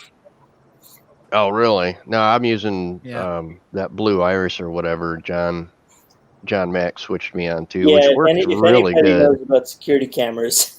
Yeah. Yeah. But what I'm saying is you're going to want to run it as a server box. And that way you can run Blue Iris and everything else. All your data will be stored on there, but it'll also take off less resources for everything else that you run too. Well, yeah, I mean, that's just Windows. Yeah. On the whole. Yeah. But I do have to say the last box that I built, I mean, not counting my son's that I helped him build, I had built a gaming rig. Shoot, it was probably around 2003, maybe. Yeah, maybe a little bit later than that. But man, that computer lasted me like 12 years. I mean, and it still kept up with most of my... In the early days, I was gaming with it all the time and doing my work on it and all that stuff. And as I got older, I gamed less. But in terms of speed and keeping up with all the software and everything, it was pretty bitching. So I may do that again because I think I had spent like maybe $2,000 or $2,500 on it to build it. But it's better than the alternative of buying these cheaper boxes and then having to upgrade it every 4 or 5 years. Yeah. I personally will say I'm kind of surprised you don't run an NVIDIA card on your system because of all the graphic work that you do. No, because of I don't do a lot of Photoshop. I do a lot of vector drawing, and it's really not as intensive as you would think. In fact, it's one of the things that we run into. You go and get these whiz-bang 3D cards, and they give you no performance advantage whatsoever when you're doing vector graphics software, desktop publishing software. It may help a little bit when you're doing Photoshop and whatnot, but when you're dealing with just raw pixels or whatever you want to call it, and the memory's the big one, and obviously for gaming and 3D modeling and stuff like that makes a huge difference. Like my son's running VR, he's got the Oculus on his machine. There's no way I could run something like that on this little tiny box. I'm surprised you haven't gone into VR for design. I have. I've messed with it. It's just time. I mean, I'm either working and doing 2D stuff all the time, and to try to turn around and devote a few hours of virtual modeling is difficult at best. I mean, I maybe hop on it once every 10 days or so. Yeah. And usually when I do that, then I have to remind myself, what do I use for the tools again? I mean, if I was using it all day, every day for a week straight, then it would become intuitive and everything. Well, do you find it at all productive, or is it just a novelty? Right. No, it can be productive. That my issue is workflow. You know, I doing what I'm doing. I mean, I have a certain workflow that makes me very fast and efficient at what I do in the 2D realm. Understanding how I want to develop that workflow in the 3D realm is a totally different ball of wax. It has layers and stuff like that, so I mean that helps, but it's still trying to learn all that. So right now, that's all I've been doing is just learning the tools and trying to figure out, okay, I can do this, I can do that. And once I get it all sorted out, then I can kind of sit back and streamline things a little bit and be like, okay, well, this is how I need to break the part down. And there's just a lot that goes into it. And I know a lot of guys will develop it. Like TK's been using it a lot. He's actually cranking out some pretty cool models. And then he'll take it over to like ZBrush or something like that for final details that he can add on after the fact. Colin, are you trying to glue your bed down again? No, I'm printing a body fat caliper. I actually wanted to point something out. If you were paying attention to what Colin was doing, you'll notice that he ran ABL, and if you were watching what mine was doing, it was running UBL. And what mine did, that's permanently saved in my machine now. What are we talking about? Probing. Like the ABL process that your well, machine did versus what I'm mine just using did. the generic Prusa setup. Yeah. Does it every time. But it does save the previous leveling, I think. I thought they kind of all did, didn't they? Isn't that what like baby steps and all that's for? I thought, didn't it save like a mesh to the firmware? It does an initial mesh, and then it does test. It runs a test each time. That's my understanding. But I imagine Vert has a better handle on that than we do. Probably, yeah. I haven't hooked mine up yet, so I don't know. I just Like with the ABL system, you have to load the mesh after you restart the printer. Otherwise, it's just gone, pretty much. oh. Okay. With this, I could power it off and back on and print again right now, and it would just load it. Well, how much memory does that take up, though? I mean, the mesh just gets bigger and bigger and bigger, right? You really can't fit it on a Melzi board, so the 1280 boards and smaller won't fit UBL, period. Yeah. But if you got a 2560 or something bigger, UBL is awesome. Yeah, and that's something I want to move is more into getting a 32-bit board so I can do that type of stuff. And, you know. Well, this is just an 8-bit 2560. Yeah, I mean, you could do like... It's just the amount of flash you've got on it. Yeah, how much memory you have available to it. That's what I was saying earlier to D. He should just upgrade that board anyway. Meldis are just a nightmare in terms of the tiny amount of memory that they stick on them. Oh, right. I know. Especially like the Creality boards, they have hardly any memory on those babies. Yeah, I can't believe my ANET board was more impressive than the Creality board in terms of the Marlin features that I could cram onto it. Yeah, but those boards are known to explode and catch fire. Melzi boards, if you're trying to cram more stuff on, if you stop using Arduino and start using VS Code instead, it's 25% smaller usually. Is it really? Wow. Okay. You know, I switched to I switched to not VS Code, the other 32-bit development environment. What the fuck is it called? Atom? Last I knew, Atom was broken and didn't work. Well, it wasn't broken when I did my build, but again, that was several months ago. But VS Code is the only way to go there. Okay. You need to catch up, Colin. Yeah, Colin, you're falling behind. Well, Scott's also, he's got another thing called Marlin Auto Build, which is also available in VS Code. So you could have Platform IO or Marlin Auto Build. That's what I was thinking. And Marlin Auto Build, you just load Marlin and hit the button and it builds you one. What the hell was wrong with this thing? You don't have it leveled. Going back to the UBL that you were talking about, so what version of firmware supports something like that? Is that like a newer? Like 1.1.8, it's in there. like 1.1.7, right? As early as that? Okay. Yeah, it's been around a while. That's what I've run on these is 1.1.7. I haven't upgraded yet. I need to do that someday. Speaking of Maybe. ABL, you haven't hooked that up to your CR10, printer? no. To CR10? No, not yet. I did put the magnetic bed on. Well, that's good. At least that's a start. Yeah. But same deal. I actually swapped a bunch of boards in my Ender 2s with the MKS Gen L. And I actually was pretty happy with the way that went. And I'm thinking I'm probably going to do the same with that CR10. Just crack it open and put a different board in. Yeah. That thing's like, I think going on 3 years old this year. 2 or 3 years old, I can't remember, but I'm just waiting for something to burn out. And the reason that I had a board burn out on me on my Ender 2, and you can't find those boards anymore. Well, I could. I actually found one for $45 from China, ordered it 6 months ago, and it never came. And so I can't. What characteristics do you really need? You definitely want the board that was in it before? Yeah, really. I mean, it was just ease. I mean, just be able to swap a board in, plug it in, not have to worry about changing my wiring or anything else. Just keep them running.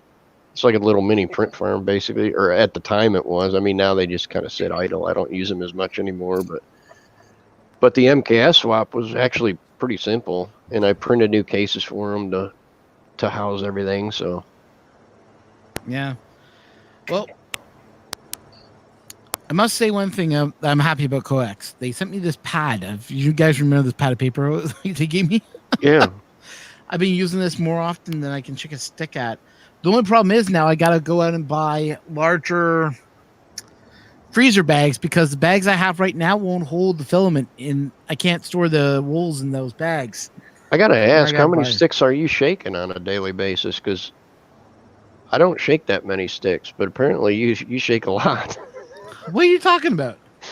You said you got more. You use it more than you could shake a stick at. Yeah. Well, what I mean is I usually don't use a pad of paper ever. Around with a stick all the damn time. It's like a Harry Potter over here. No, what I mean is I don't use paper that often, but lately I've been using this pad more than. Oh hell, I don't use Post-its. I use a. Got a frog in my throat. Sorry. I use a little notebook thing that I put all my notes in because if I don't write it down, I forget about it. Oh, okay. Yeah, I just write down notes whenever I'm working on a new episode. I'll break out a notepad and I'll just start writing stuff down. But 9 out of 10 times, I usually don't. Usually don't do that. I usually just type it out. Like I'm at the computer anyway. So I tried using sticky notes on my computer and I just ignore them because usually I have applications that are open and covering the damn sticky notes, so I never see what's up there. Yeah. Whereas this thing, I know, okay, did I get all my work done for the day? I need to look down, cross off whatever I got done, whatever I didn't get done. If I need to take it with me, I can grab it, go. I don't have to worry about closing windows and moving things out of the way just to read whatever it is I want to read on it. Bad accuracy. 92.77. Wow. What's the percent? Somebody printing Pet G, I think. The string, I'll be golden. Yeah, it's Pet G. I just kind of wanted to show, this is a little different. That's nice. Now, does it stay good for quite a while, or? Yeah, I don't have to change this until I reflash the firmware. Okay. That's handy. I can shut this off and print this again, and it'll print just as good as it did the first time. Now, I'm looking at your thing. Are you running a BL Touch on that, or? That's actually a 3D Touch. It's a piece of shit. Oh, okay. I want to get the 3D Touch and compare it to a BL Touch, and just have. Yeah, BL Touch is definitely way more accurate. My 3D Touch works, and they were given to me for review, so.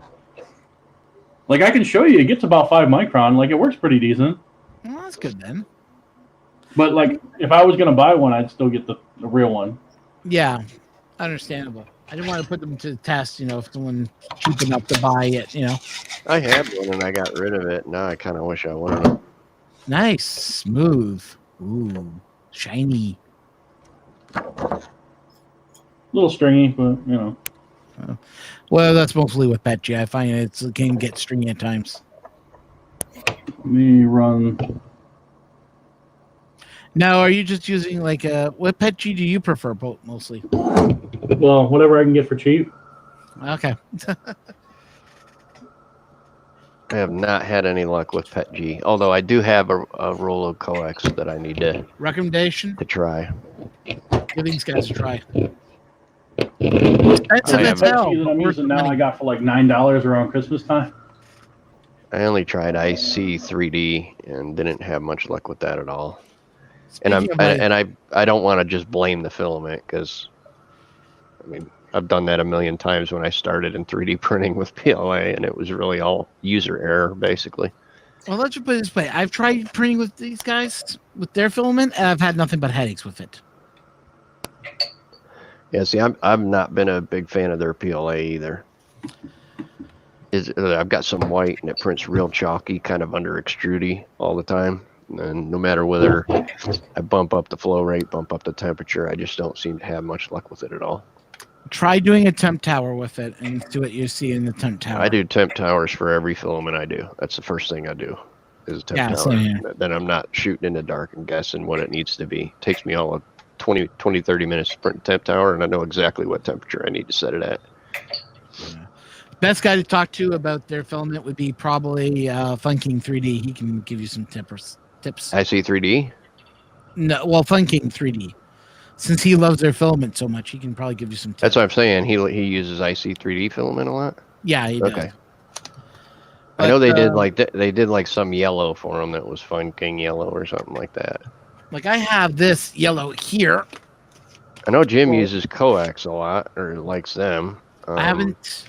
Butcham ended up buying a spool for me and sent it to me. I have not got it set up and running yet. Like right here is a roll of ABS I have from IC3D. I haven't used it yet because I don't have a enclosure to print with the stuff yet. Yeah, I was gonna say I didn't think you had an enclosure. Well, I don't know. Is to your put a plastic bag over my printer, so that might be the next bet. That may be the next thing I go to. Because I gotta print a new pet thing, and everybody's telling me to do it on ABS. So clearly, yeah, in theory, you just and not not recalibrating after a firmware update is not such a hot idea. Huh? I did a firmware update on this thing last week, and I didn't recalibrate afterwards, and that was a mistake. Well, yeah. see a D. Well, occasionally you can get away with that. Good luck on the board swap and all that. Have a good one, Yeah. man. I never did see You can it. also look at Game TH3D's board if you want a 32-bit board. It's just a drop-in replacement. You can try that too. I never did see when he plugged his X motor into the Z cable. Did that work or no? Don't know. Oh, Vert, question for you. So, this has been an annoyance for me for a long time. Why is it that when you heat the default configuration to heat an extruder for filament unload, it heats the extruder and the bed? I think it only does that. It doesn't do that in the latest one. Okay, well, it did that in...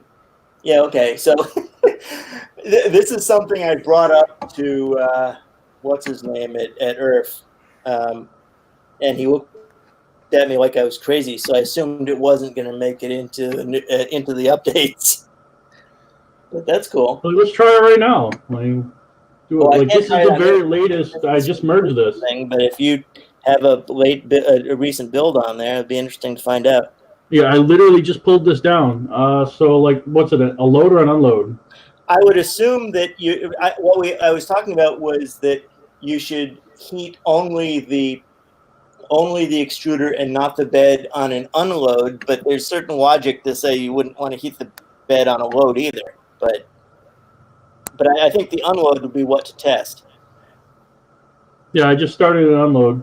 It's only heating the nozzle. Oh, cool. So looks like our friend Chris Riley put out a second part to his Ender 3 slicing. I guess setting, that so- means that the squeaky wheel gets the grease. It tends to be how things work around Marlin. Yeah. Like if you so if you was post something bugging and the it's something lunch easy, and the like dinner somebody will line probably fix it. at Earth about it. Wow, 2 voices, 1 answer. What were you saying again, Bert? Because Usually, like if you post something on like the Marlin GitHub and like you file a report, if it's something simple, it'll get fixed like immediately. Yeah. But no, my approach was to stand in front of them at the dinner line at Earth and explain to them why this was incredibly inefficient and everyone should complain about it. And if they haven't, really they're misguided. You going to Murph, Colin? I haven't been to any MRFs. I can't get my head around traveling across the country for a more crowded version of Earth. Well, I can tell Come you, on, man, we'll a be lot there. more fun than you think. Yeah, but you got to drive like 2 hours from the airport, and the hotel situation is iffy at best, and I don't know. Well, you got Raleigh Mack will be there. Butchum's got an RV. Butchum You coming can down? stay with him. I don't There know you if go. Butchum's going to stay in his RV. Might scare him a little bit. We've seen this picture of his face. I don't know if we're going for the whole weekend yet. We may only end up going up on Saturday. So. I mean, I'm not against hotels necessarily. I'm more against the driving 2 hours from the airport after being in a plane for 4 hours. I can hear you on that. I mean, for me, it's an 8-hour drive, so I don't have no problem with that. But still. Yeah, but we have Amish. That's true. We have the Amish in Goshen. That is true. People get a kick out of the buggies for some reason. Plus, also the tacos are awesome on Saturday. They're I not that good. could just rent a They're horse tacos. and carriage and take 2 weeks to get there. There you go. There you go. Definitely didn't heat the bed. Yeah. Or you could hitchhike, but only get picked up by buggies. So if you go through Pennsylvania, you got a chance to do that. Now to do a reload on this machine. This will be fun. What are you unscrewing the Bowden for? Because it gets caught up if I don't. Oh, you have that problem too, huh? Yeah. If I just have to get it started. Like right there and then get it in there. Oh, we're good. Now I can load. See, I'm not the only one, guys. Jeez. I had that happen on one machine in particular. Well, this is the Ender with the questionable PTFE clips. No, I have an issue with sometimes filament not going into the Bowden tube all the time. Yeah, it gets hung up inside there like it needs something to like guide it better. Yeah. Yeah.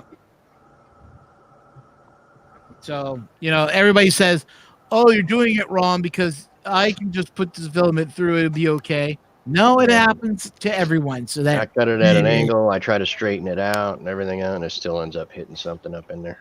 yeah, it's a pain in the butt. That's why I went direct drive and I've never looked back.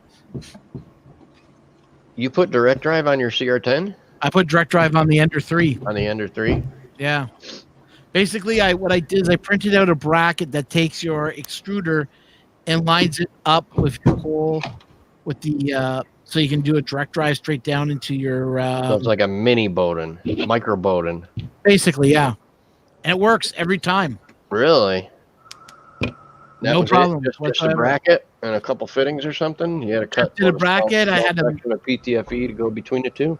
Yeah, I just put a little PTFE tube right down the center, and I lined the holes, and I went boom, done.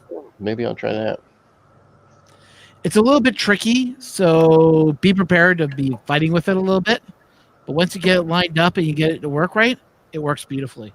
Maybe I will It's print my different bracket out than of Earth. Is that good or bad? It seemed to me that it was just more crowded. And it was all the Earth same. is The build date on this is today. Murph is Nice. pretty crowded.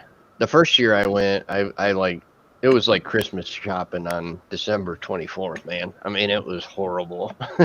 I just It I had, doesn't seem Saturdays like it would are get thank God better I year by spoke year because either. I could go outside and get away from the crowds and take a freaking break, man. Well, we Yeah. were going to do something different this year. I was actually going to show up at Murph this year with my radio equipment and set up a radio room off to the side because let's face it, there's about 24 hams I already know in the group that are into 3D printing. So I said, what if I was to bring my radio gear? And everybody's like, yes, yes, I want to do CQ there. It's like, oh, good Lord.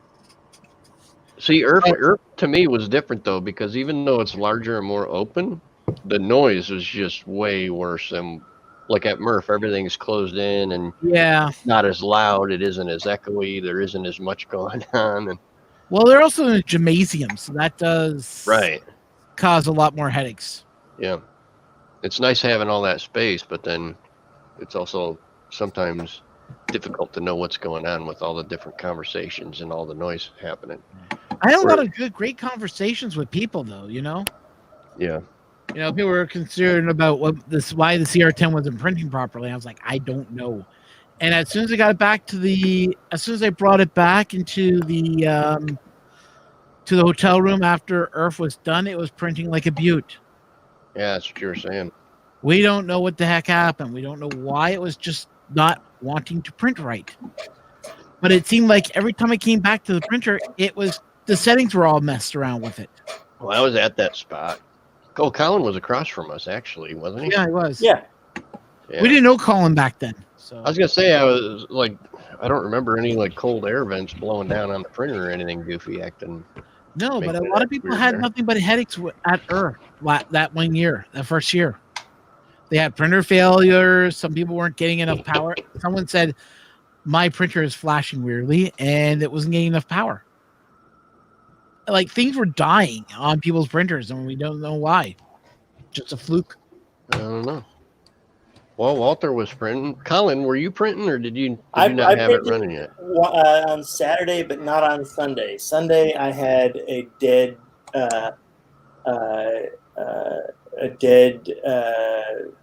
inductive sensor, and I couldn't find. There were plenty of guys selling parts, but I couldn't find anyone with a 5-volt inductive sensor. Yeah, that can sometimes happen. So I spent half of Sunday switching back to mechanical end stops, and then I printed something the last hour. So what's your go-to filament, guys? For me, it's either filaments.ca. I'm still playing with coax, and I'm actually find their spools. Now, this is something I will say about codex. They're neat. They have all their spools seem to be neat. Now, since I know Roy Mac and Mr. Buttram, you guys were the ones that bought me the forums, but I also noticed the one that Edutech sent me, they're all neatly bound. Is that normal with codex? I have Did no you idea. see if it said like neat or non-neat or anything like that? That would be a question for Jim because I have never used it. I have a box that is yet unopened, Okay. and Edutech says yes. Okay. You Because mean that is just the wind was good? The wind is neat wind. So Yeah, neat- the one I got, the wind was pretty good. The one I got was a mystery filament, so I expected, 2 entirely different colors, but I must have gotten the last of the mystery rolls for whatever color change they were doing, from like red to white, because there was like this You mean like much that? red, right? And everything else is printed as white. So that was kind of a good deal. I don't know. I got to tell you, I don't really care about how neat the rolls are, though. I'm just Well, as long as it prints, I'm ink good. or something, A So lot of people you with the say. print. Go ahead. So what's your go-to, Rod Mac? That you usually, if you gotta print something, you know it works. The filament that you prefer mostly. That would be Tech Blue. That's a resin. Resin, no. Okay. For filament, Filament, yes. they don't exist anymore. I used to use a lot of Fox Smart. It was cheap as hell, and it always printed without any issues. but now they're out of business and they don't make filament anymore. So I'm on the lookout for a new filament provider. Well, like I said, Filament.ca is good. Coax is pretty good. So I like lots of Strong samples Hero to try. 3D. They're pretty good. yeah, Who? Strong Hero is good. Oh, you know what? eSun PLA Plus, man. I really like that stuff. Really? Yeah. You got to print it a little hotter, but man, it's freaking awesome. Really good bonding layers and everything. I've not had any issues with that whatsoever. I've had issues with their PLA Plus a couple times, but not like had good success all the time. Oh It was no, like I've had 50 sometimes it zero worked, issues sometimes with it that didn't. stuff. You just got to jump over the hurdle and print it at like 220, 225. I mean, if you're trying to print it at like 210, forget it. I printed at 225. Do a temperature tower around and you would know that. Curse you, Robbie Mac. Curse you. Colin, what's your go-to? Filament. Yes. Like I said, Strong Hero 3D works nicely for me.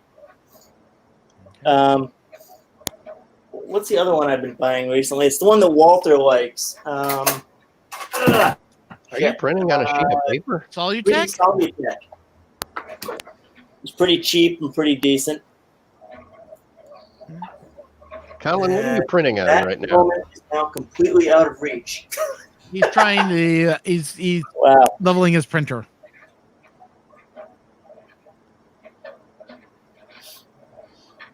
Just Okay. put a piece of paper over it and just starts doing its auto level. Normally, don't you move the paper with your hand when you're doing that versus? I don't usually move the paper at all until it starts. Starts messing? Yeah. Oh, that's like a Prusa thing? Yeah, they just want you to take note of whether it's going to grind into the bed, which it almost never does. Okay. I'll be back in a second. Okay. My audio. Okay. Hey, I was Bert. actually going to ask him if what's his go-to filament, but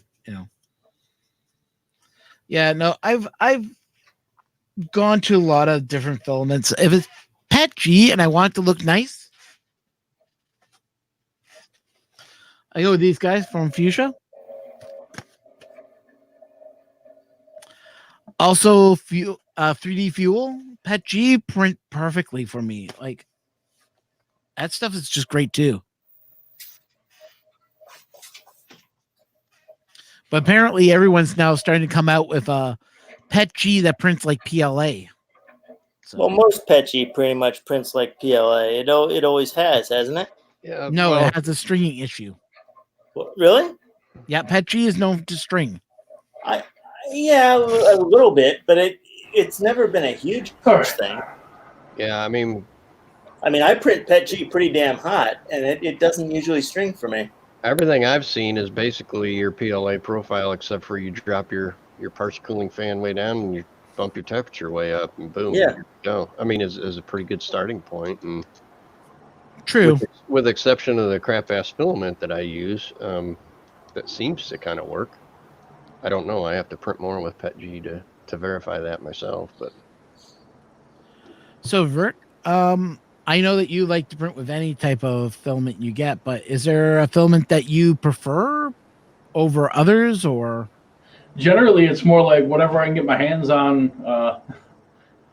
I don't really get a whole lot of choice in the matter. Okay. I wasn't just sure if you had like a choice that you prefer over others, or It's more of a beggars can't be choosers kind of deal. Okay. Yeah. And I guess- if people are paying attention, you'll notice that I shut the machine completely down and then started it back up and just hit print, and it didn't level anything, and it's still going. oh hell, I don't ever pay attention. Yeah, that's awesome. Come on.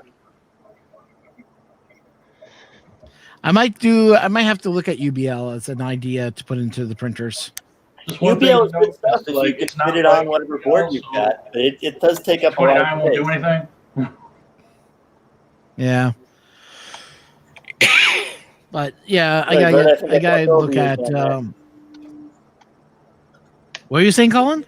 I think I talked over Vert, or maybe everyone else heard Vert, and I just talked over him for myself. No, you talked over it. No, both of you were at the same volume, so we couldn't hear a damn word both of you were saying.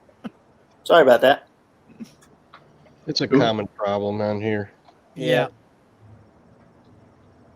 You know what we need? We need a mic button. You know, where you press the button and then you talk, and no one, and then deactivates everyone else's mics. So that's what right, exactly. What we're going to do is we're going to build a new collaboration platform that includes a talking stick.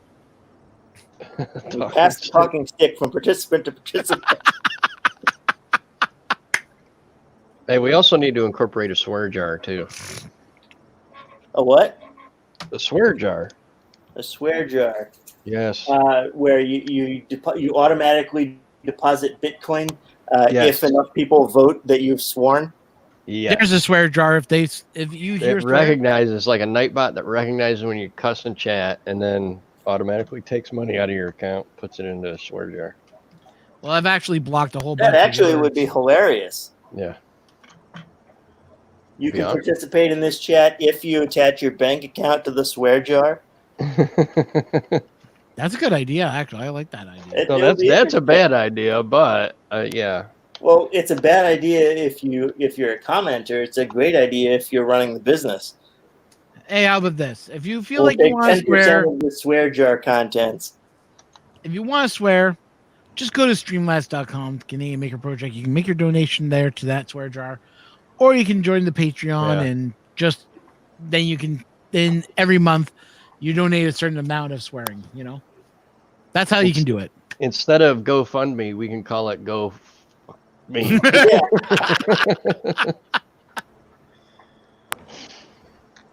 Sorry, didn't mean to swear on your channel, Ron. That's okay. You Go after yourself the crowdfunding platform.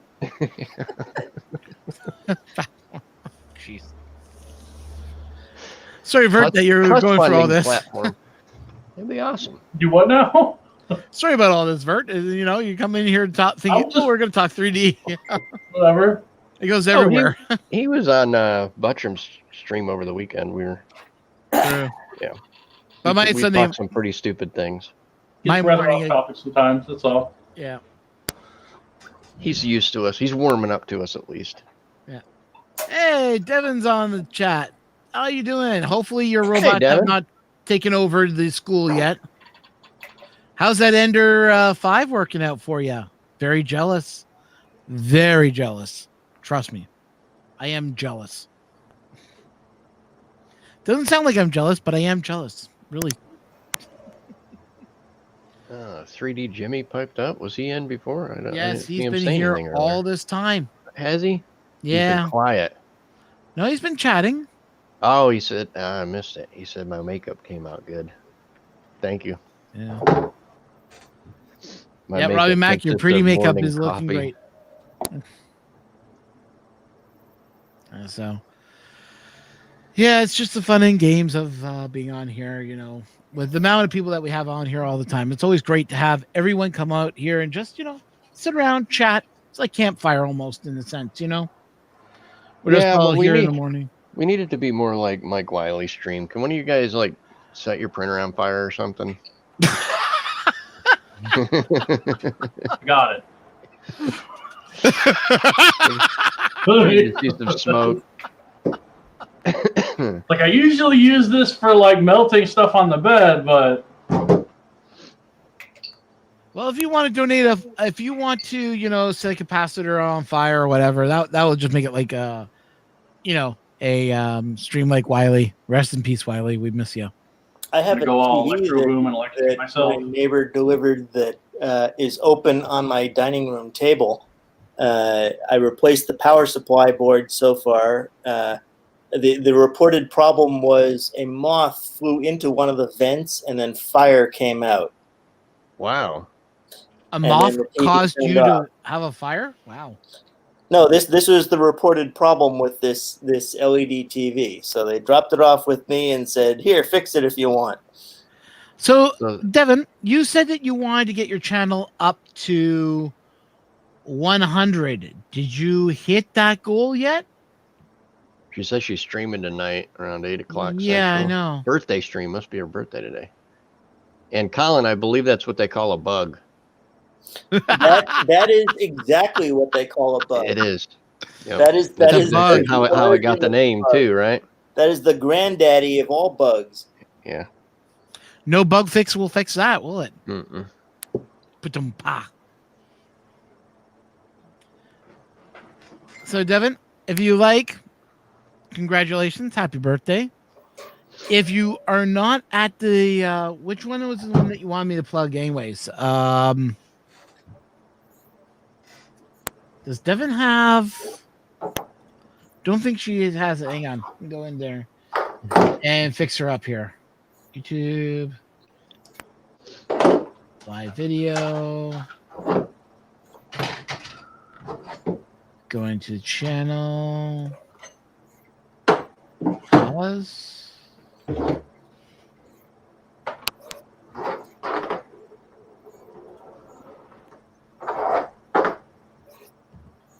There you go, Devin. Now you can type in chat.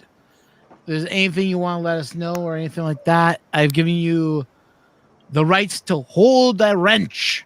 A wrench in your power is yours. Now go Oh, smack Josh's people over the head with that birthday. wrench. Huh? What was that, Vert? I didn't hear you. I said now you can smack people over the head with your wrench. Yes. I think somebody got banned when we were on Buttrums. He Yeah. started modding everybody. Oh, he was just having fun modding everybody, you know. I said, "Why aren't you modded?" And then everybody's like, "I want a wrench. I want a wrench."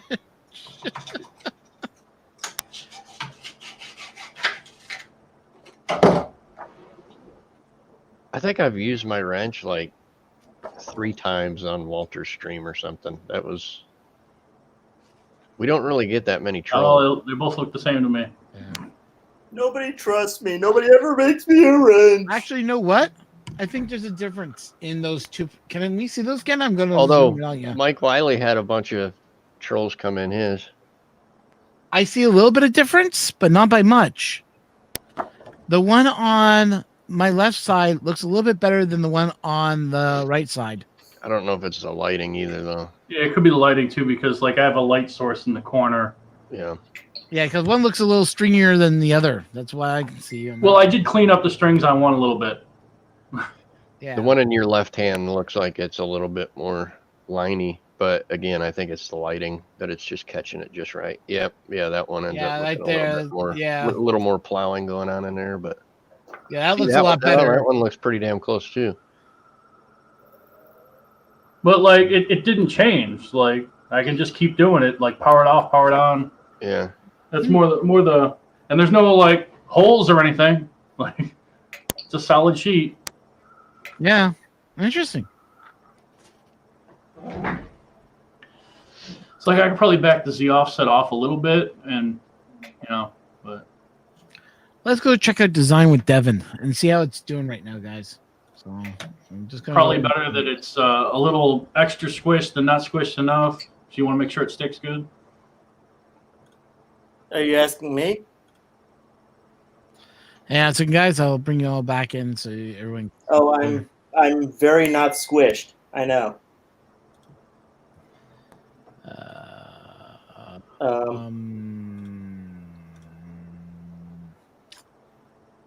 So guys, I'm just like in the background here working on this. So talk among yourselves. Yes, I'm very not squished. This failed badly. Like this should be 0.3, and it is.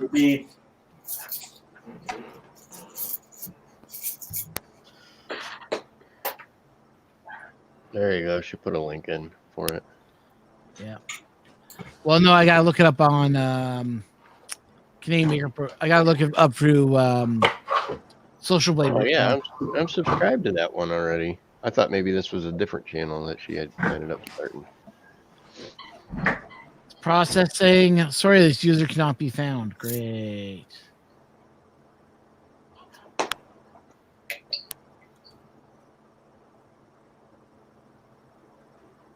She's only 54 subscribers. Come on, guys. We can do better than that.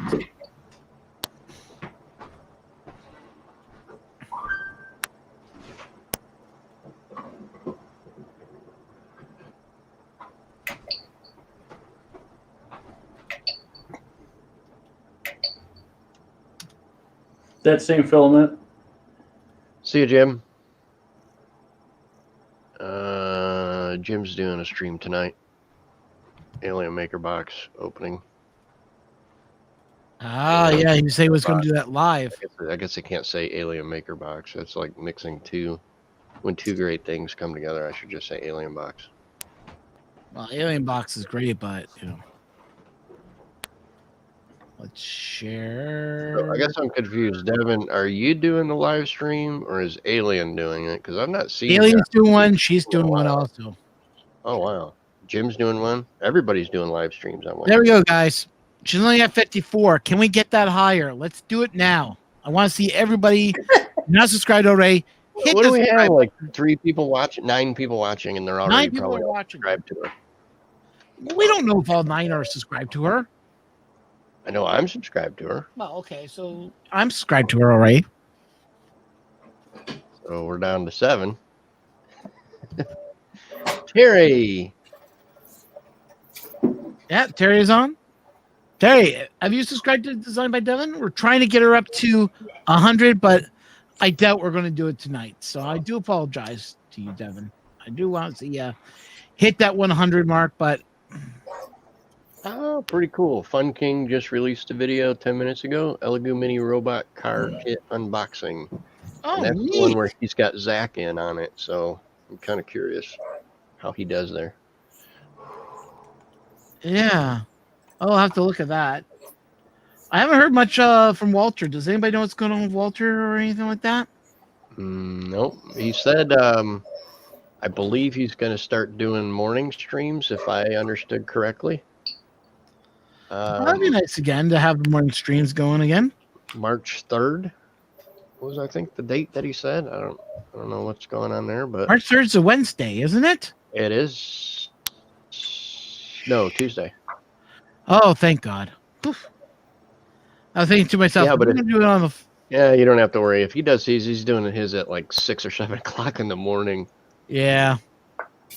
He's always way early. All of his streams are always early. Well, I had yeah. difficulty waking up in time for most of his streams. Mm-hmm. Yeah, Josh is doing one on Friday. We know about that. We know Edutech is doing one tonight too. So yeah, you got some competition. Hey, you went up one! Yay!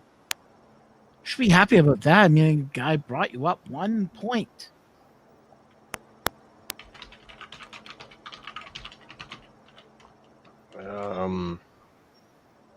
Yeah, Danny. Oh, 2 points. I saw a tweet by him or something that I don't know where Tanny's at. I mean, I know where he's at, but I don't know where he's at in terms of streaming or getting his computer all set up and printer set up and all that stuff. I've not heard anything. Yeah. Well, I know Tanny's right now. He's busy with his new job. So, come on, guys, we can make this higher. Come on. If you're not subscribed, subscribe now. Hit the subscribe button. Hit or for Designed by Devin. Let's see if we can get her channel up higher. I'm just going to run this in the background for a little while. We'll see if we can get her high enough. What I may do is I may just make another script and write that. Figure out the script and minimize it down to a small little box and do a 3D print and have that stream. Yeah, they don't have that option in the. Nah, I gotta write a code for it.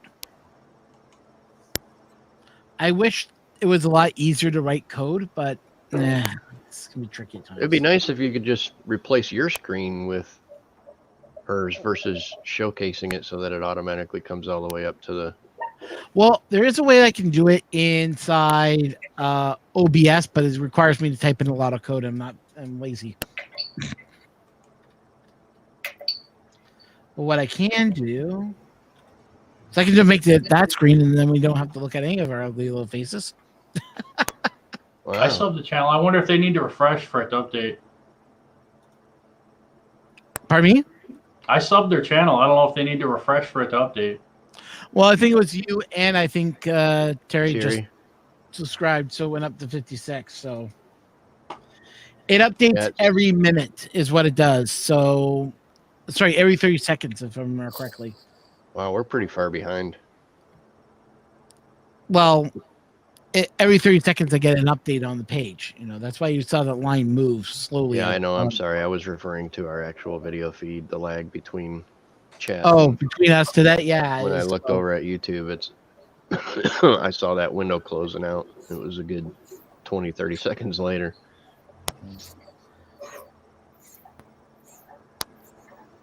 Like one thing, like if you sub to my channel, I make a point to sub everyone back that subs my channel. Yeah. And I try to do that too. But there are some channels where I won't sub to because I don't like all their content, but I like a lot of their content, and I'll always keep an eye on it, and check it often. But well, it's like I have two different accounts. It's like the channel has its own account, and then I have a personal account, so they're separate. Okay. Yeah, I don't know if my personal account's sub to Devin. I should check that out and make sure that you get sub there too. I have that third account that I use for ham radio. Maybe I'll sub it on there too, and then she'll get 2 more subs. Well, I guess technically, if you have a Google account, then that automatically has a YouTube account, right? You don't have to necessarily create a YouTube account with your Google. Aren't they linked? Oh, okay. So this is where it gets like into the Gmail account, like would be your YouTube account, but like when you create a channel, it creates a sub account on that account. Right. So you actually have 2. That I get, but I mean, if you wanted to subscribe to some, like I have 2 other Gmail addresses, I could go and hop on YouTube, logged in under those, and sub to her channel or whatever, right? Yep, that's correct. You can do that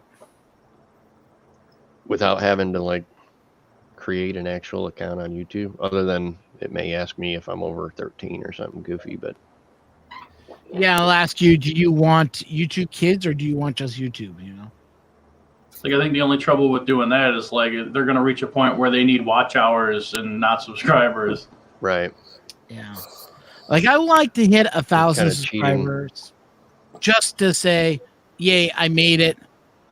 But I know I'm never going to hit 100. Not the way I'm going right now. I mean, right now we're sitting at, I believe we're only sitting at. I actually thought it was pretty crazy. I hit 100 in less than 30 days. When I deleted and remade my account. See, once you hit 100, then you can get your name, and I think that's what a lot of people are want it first. Well, you get your custom URL. Yeah, that helps for like reposting and stuff. I guess my account was grandfathered because it was like 2008 or 2009 is when I created my YouTube account. So apparently I had my own custom URL all that time and didn't realize it. The main reason I'd like to hit 1,000 is so I could just do mobile streaming. Because like my phone is the best piece of camera equipment I own, and I can't really use it for streaming. Have you tried hooking it up through? What's your channel? See if it works? Post up in the chat so I can find your channel in case I'm not subscribed to it. Because I'm amazed at how many people I find I'm not subscribed to. Yeah, I'm only at 252. That's not a lot of numbers. 352 subs. I want to be over 1,000. That's where I want to be comfortably. I can turn on advertising to help with a little bit of funding. That's all I want. I think we'd all like to get there. Yeah. But we could all help each other, and so it's like if everybody were to like sub to each other, and if you guys want to help promote, remember I'm on Twitter. You guys can tweet this out. That helps a lot. You'd be surprised how many people will see a tweet from on Twitter saying, "Hey, I'm watching my friend on live stream." Boom. Sharing is a huge help for sure. Yeah, like if you just type in, I'm going to type in a message so you guys can say on Twitter. Oh, I just searched for Bert Hobbies and found you. So there you go. You got another sub, Bert. Well, I was just going to post a link, but there you go. Because there's my custom URL. Well, everybody else can do it. Yeah. Yeah, I don't really do. I mean, I do videos, but not for like anything other than somebody's having a problem and they need advice, and it's easier to show them. Or I do stuff for friends or whatever. I don't really family. I don't really do like videos. Say you tweeted this, okay? I'm just putting this in here right now. Say you tweeted that. Just hit copy and and just copy the link right after that, which you can do by hitting the share button and then hit copy, and then you can add it to your tweet. If you all tweeted that and then tagged tagged me in it, I would see that tweet go through. But also what that does is when you guys tweet out to others that may not be subscribed to me, it lets others know that we are out there doing this type of You stuff. mean like the hat?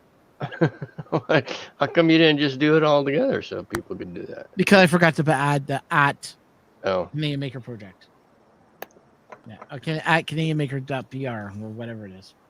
Like usually the motivation I have for posting something is like I've been asked something like a million times and I start to get sick of it, and it's just like, well, I'm gonna make a video and then I'm just gonna link the video, and that way I got to keep doing it. that's kind of why I did the resin printing thing, because a lot of people started getting into resin and asking me all kinds of questions on what I do with it and stuff. And I'm like, Yeah, but Robbie Mac, you're an expert at resin, so I am not an expert at resin. That's your motivation to make Ron. I videos. am not. And then you I'm can just be like, oh, here's a video, go watch it, give me watch No, time. I just happen to have a bunch of friends that were getting into resin printing and had questions because I've been there. okay, everybody, sub to Robbie Mac now. Hit that It's like- sub button. When I get into CNC, I'm going to be hitting up Thierry and Buttram. And when I get laser, I got a couple buddies I'm going to be hitting up on laser. It's just whatever questions you have as a noob starting out. What So goes around comes around. she's sitting still at 56, so I'll just close that window now. No, nothing to see there. But guys, I have to go. I'm getting hungry. It's after lunch. Sounds good. I think I need to go shovel. So we're going to start it off with Colin. Plug. I don't know. I don't have anything to plug at the moment. I may put up some videos. I may not. Subscribe to Hill CT. I do have a custom URL /Hill CT because I was lazy when YouTube offered it to me back in 2006 or something. You And can delete it and make a new one, right? what? You can delete the custom URL and post a new one. No, they Yeah. don't let you change it. Yeah, they will. You have to delete it first, though. Yeah, Oh, well, they're delete- probably not going to give it back to me because I don't have the required level Oh, anymore, or never did. Right? You don't It have was, it was part of the grandfathering. And anyway, yeah, I don't have a whole lot to promote. Subscribe to these other guys. They do a lot more stuff than I do. I just hop in and say hi here periodically. So there you go. When I did a search Okay. for Hill CT, it said, "Did you mean Hillcat?" Well, that's not useful. No. It did bring your channel up though. There you go. Yeah, so subscribe to Hill TC. Also No, subscribe to Hill CT. Hill TC? LTC. No, Hill CT. CT, that's what I said. Oh. no, you didn't. It sounded like you said Hill TC. Anyways, Hilti is a brand of tools. Hill CT is me. okay, if it sounds like Hill T, I I'm would not a say tool. Hill. I'll have you know.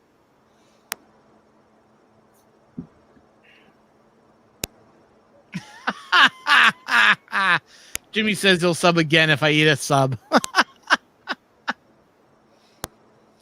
Whatever. It's Anyways. not working.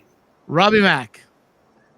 Plug your. I do a whole lot. At Robbie Mac on Twitter. Robbie Mac on the YouTubes, but don't expect a lot there. And TK finally jumps in chat. Yeah, after we're leaving. And that's it. Also, what about your other thing that you do for a living? RPM Design. None of you people are going to order anything for me through RPM Design, because unless you need a custom race car wrap or a hauler wrapped or pit equipment or a uniform. I do need a race car wrapped. Okay. Then hit me up. Well, at first you gotta give me the race car. RPM-design.com. First you gotta give me the race car, and I'll be happy to pay you to wrap it. All right. Sounds good. Bert, you're up next. So plug. well, yeah. If you got a G-Tech printer, or like you're looking into Marlin 2.0 or something, you can check out my channel. It's Vert's Hobbies. I posted a link in the chat a little while ago. It's just youtube.com/Verta. There's my GitHub, and there's a Patreon, and there's a PayPal, and there's there's a Thingiverse, and there's all that stuff, and like there should be links posted all over the place. I don't think I need to list them all. But yeah. Well, TK, I'm sorry that we're going. Check your YouTube, guys. Always check your YouTube. Make sure your bell is set for all. They done some changes to the bells. Now it's set for either some, personal, or none. Make sure it's set for all. So, and then you'll get the notification every time you come on. My name is Ron. I want to thank you all for, being part of this. I am launching another channel called VACFUC. That is my call sign for my ham radio. I believe the title of the whole channel is My Life in Ham Radio or something like that, similar to that. I'm sorry, could you repeat your call sign? VA3 FUC, or I'm writing this down. I like the way it looks. Or you could pronounce it as Vector Alpha 3 Foxtrot Uniform Charlie. Or you could pronounce Or you could it assume as that Ron does obscene things with vacuum cleaners. VA3 fuck. Yeah, exactly. Swear jar. Swear jar, you have to donate $5. Oh, and I guess don't forget to include the other live streams that people are doing. Jim, Yeah, so Devin will be streaming tonight at 9 p.m. Eastern Standard Time. Sorry, Central Standard Time. We got Edutech that's doing a live stream, so make sure you're signing up for him because he's awesome and sent me Filament, like Robbie Mack and Mr. Buttram did also. You're a cheap date, dude. I am cheap date. Just buy me Filament and you got me for the year. I had nothing to do with that. Jim came up with the idea, and I was like, yeah, I'll pitch in. Okay. Well, you guys are awesome. Thanks so much. I do appreciate it. Thanks You're for awesome, having us. Ron. Well, everyone, wave bye, and we'll see you next time on the show. See you guys. Also, go over to Discord. We're going to start chatting over there maybe a little bit later. Okie dokie.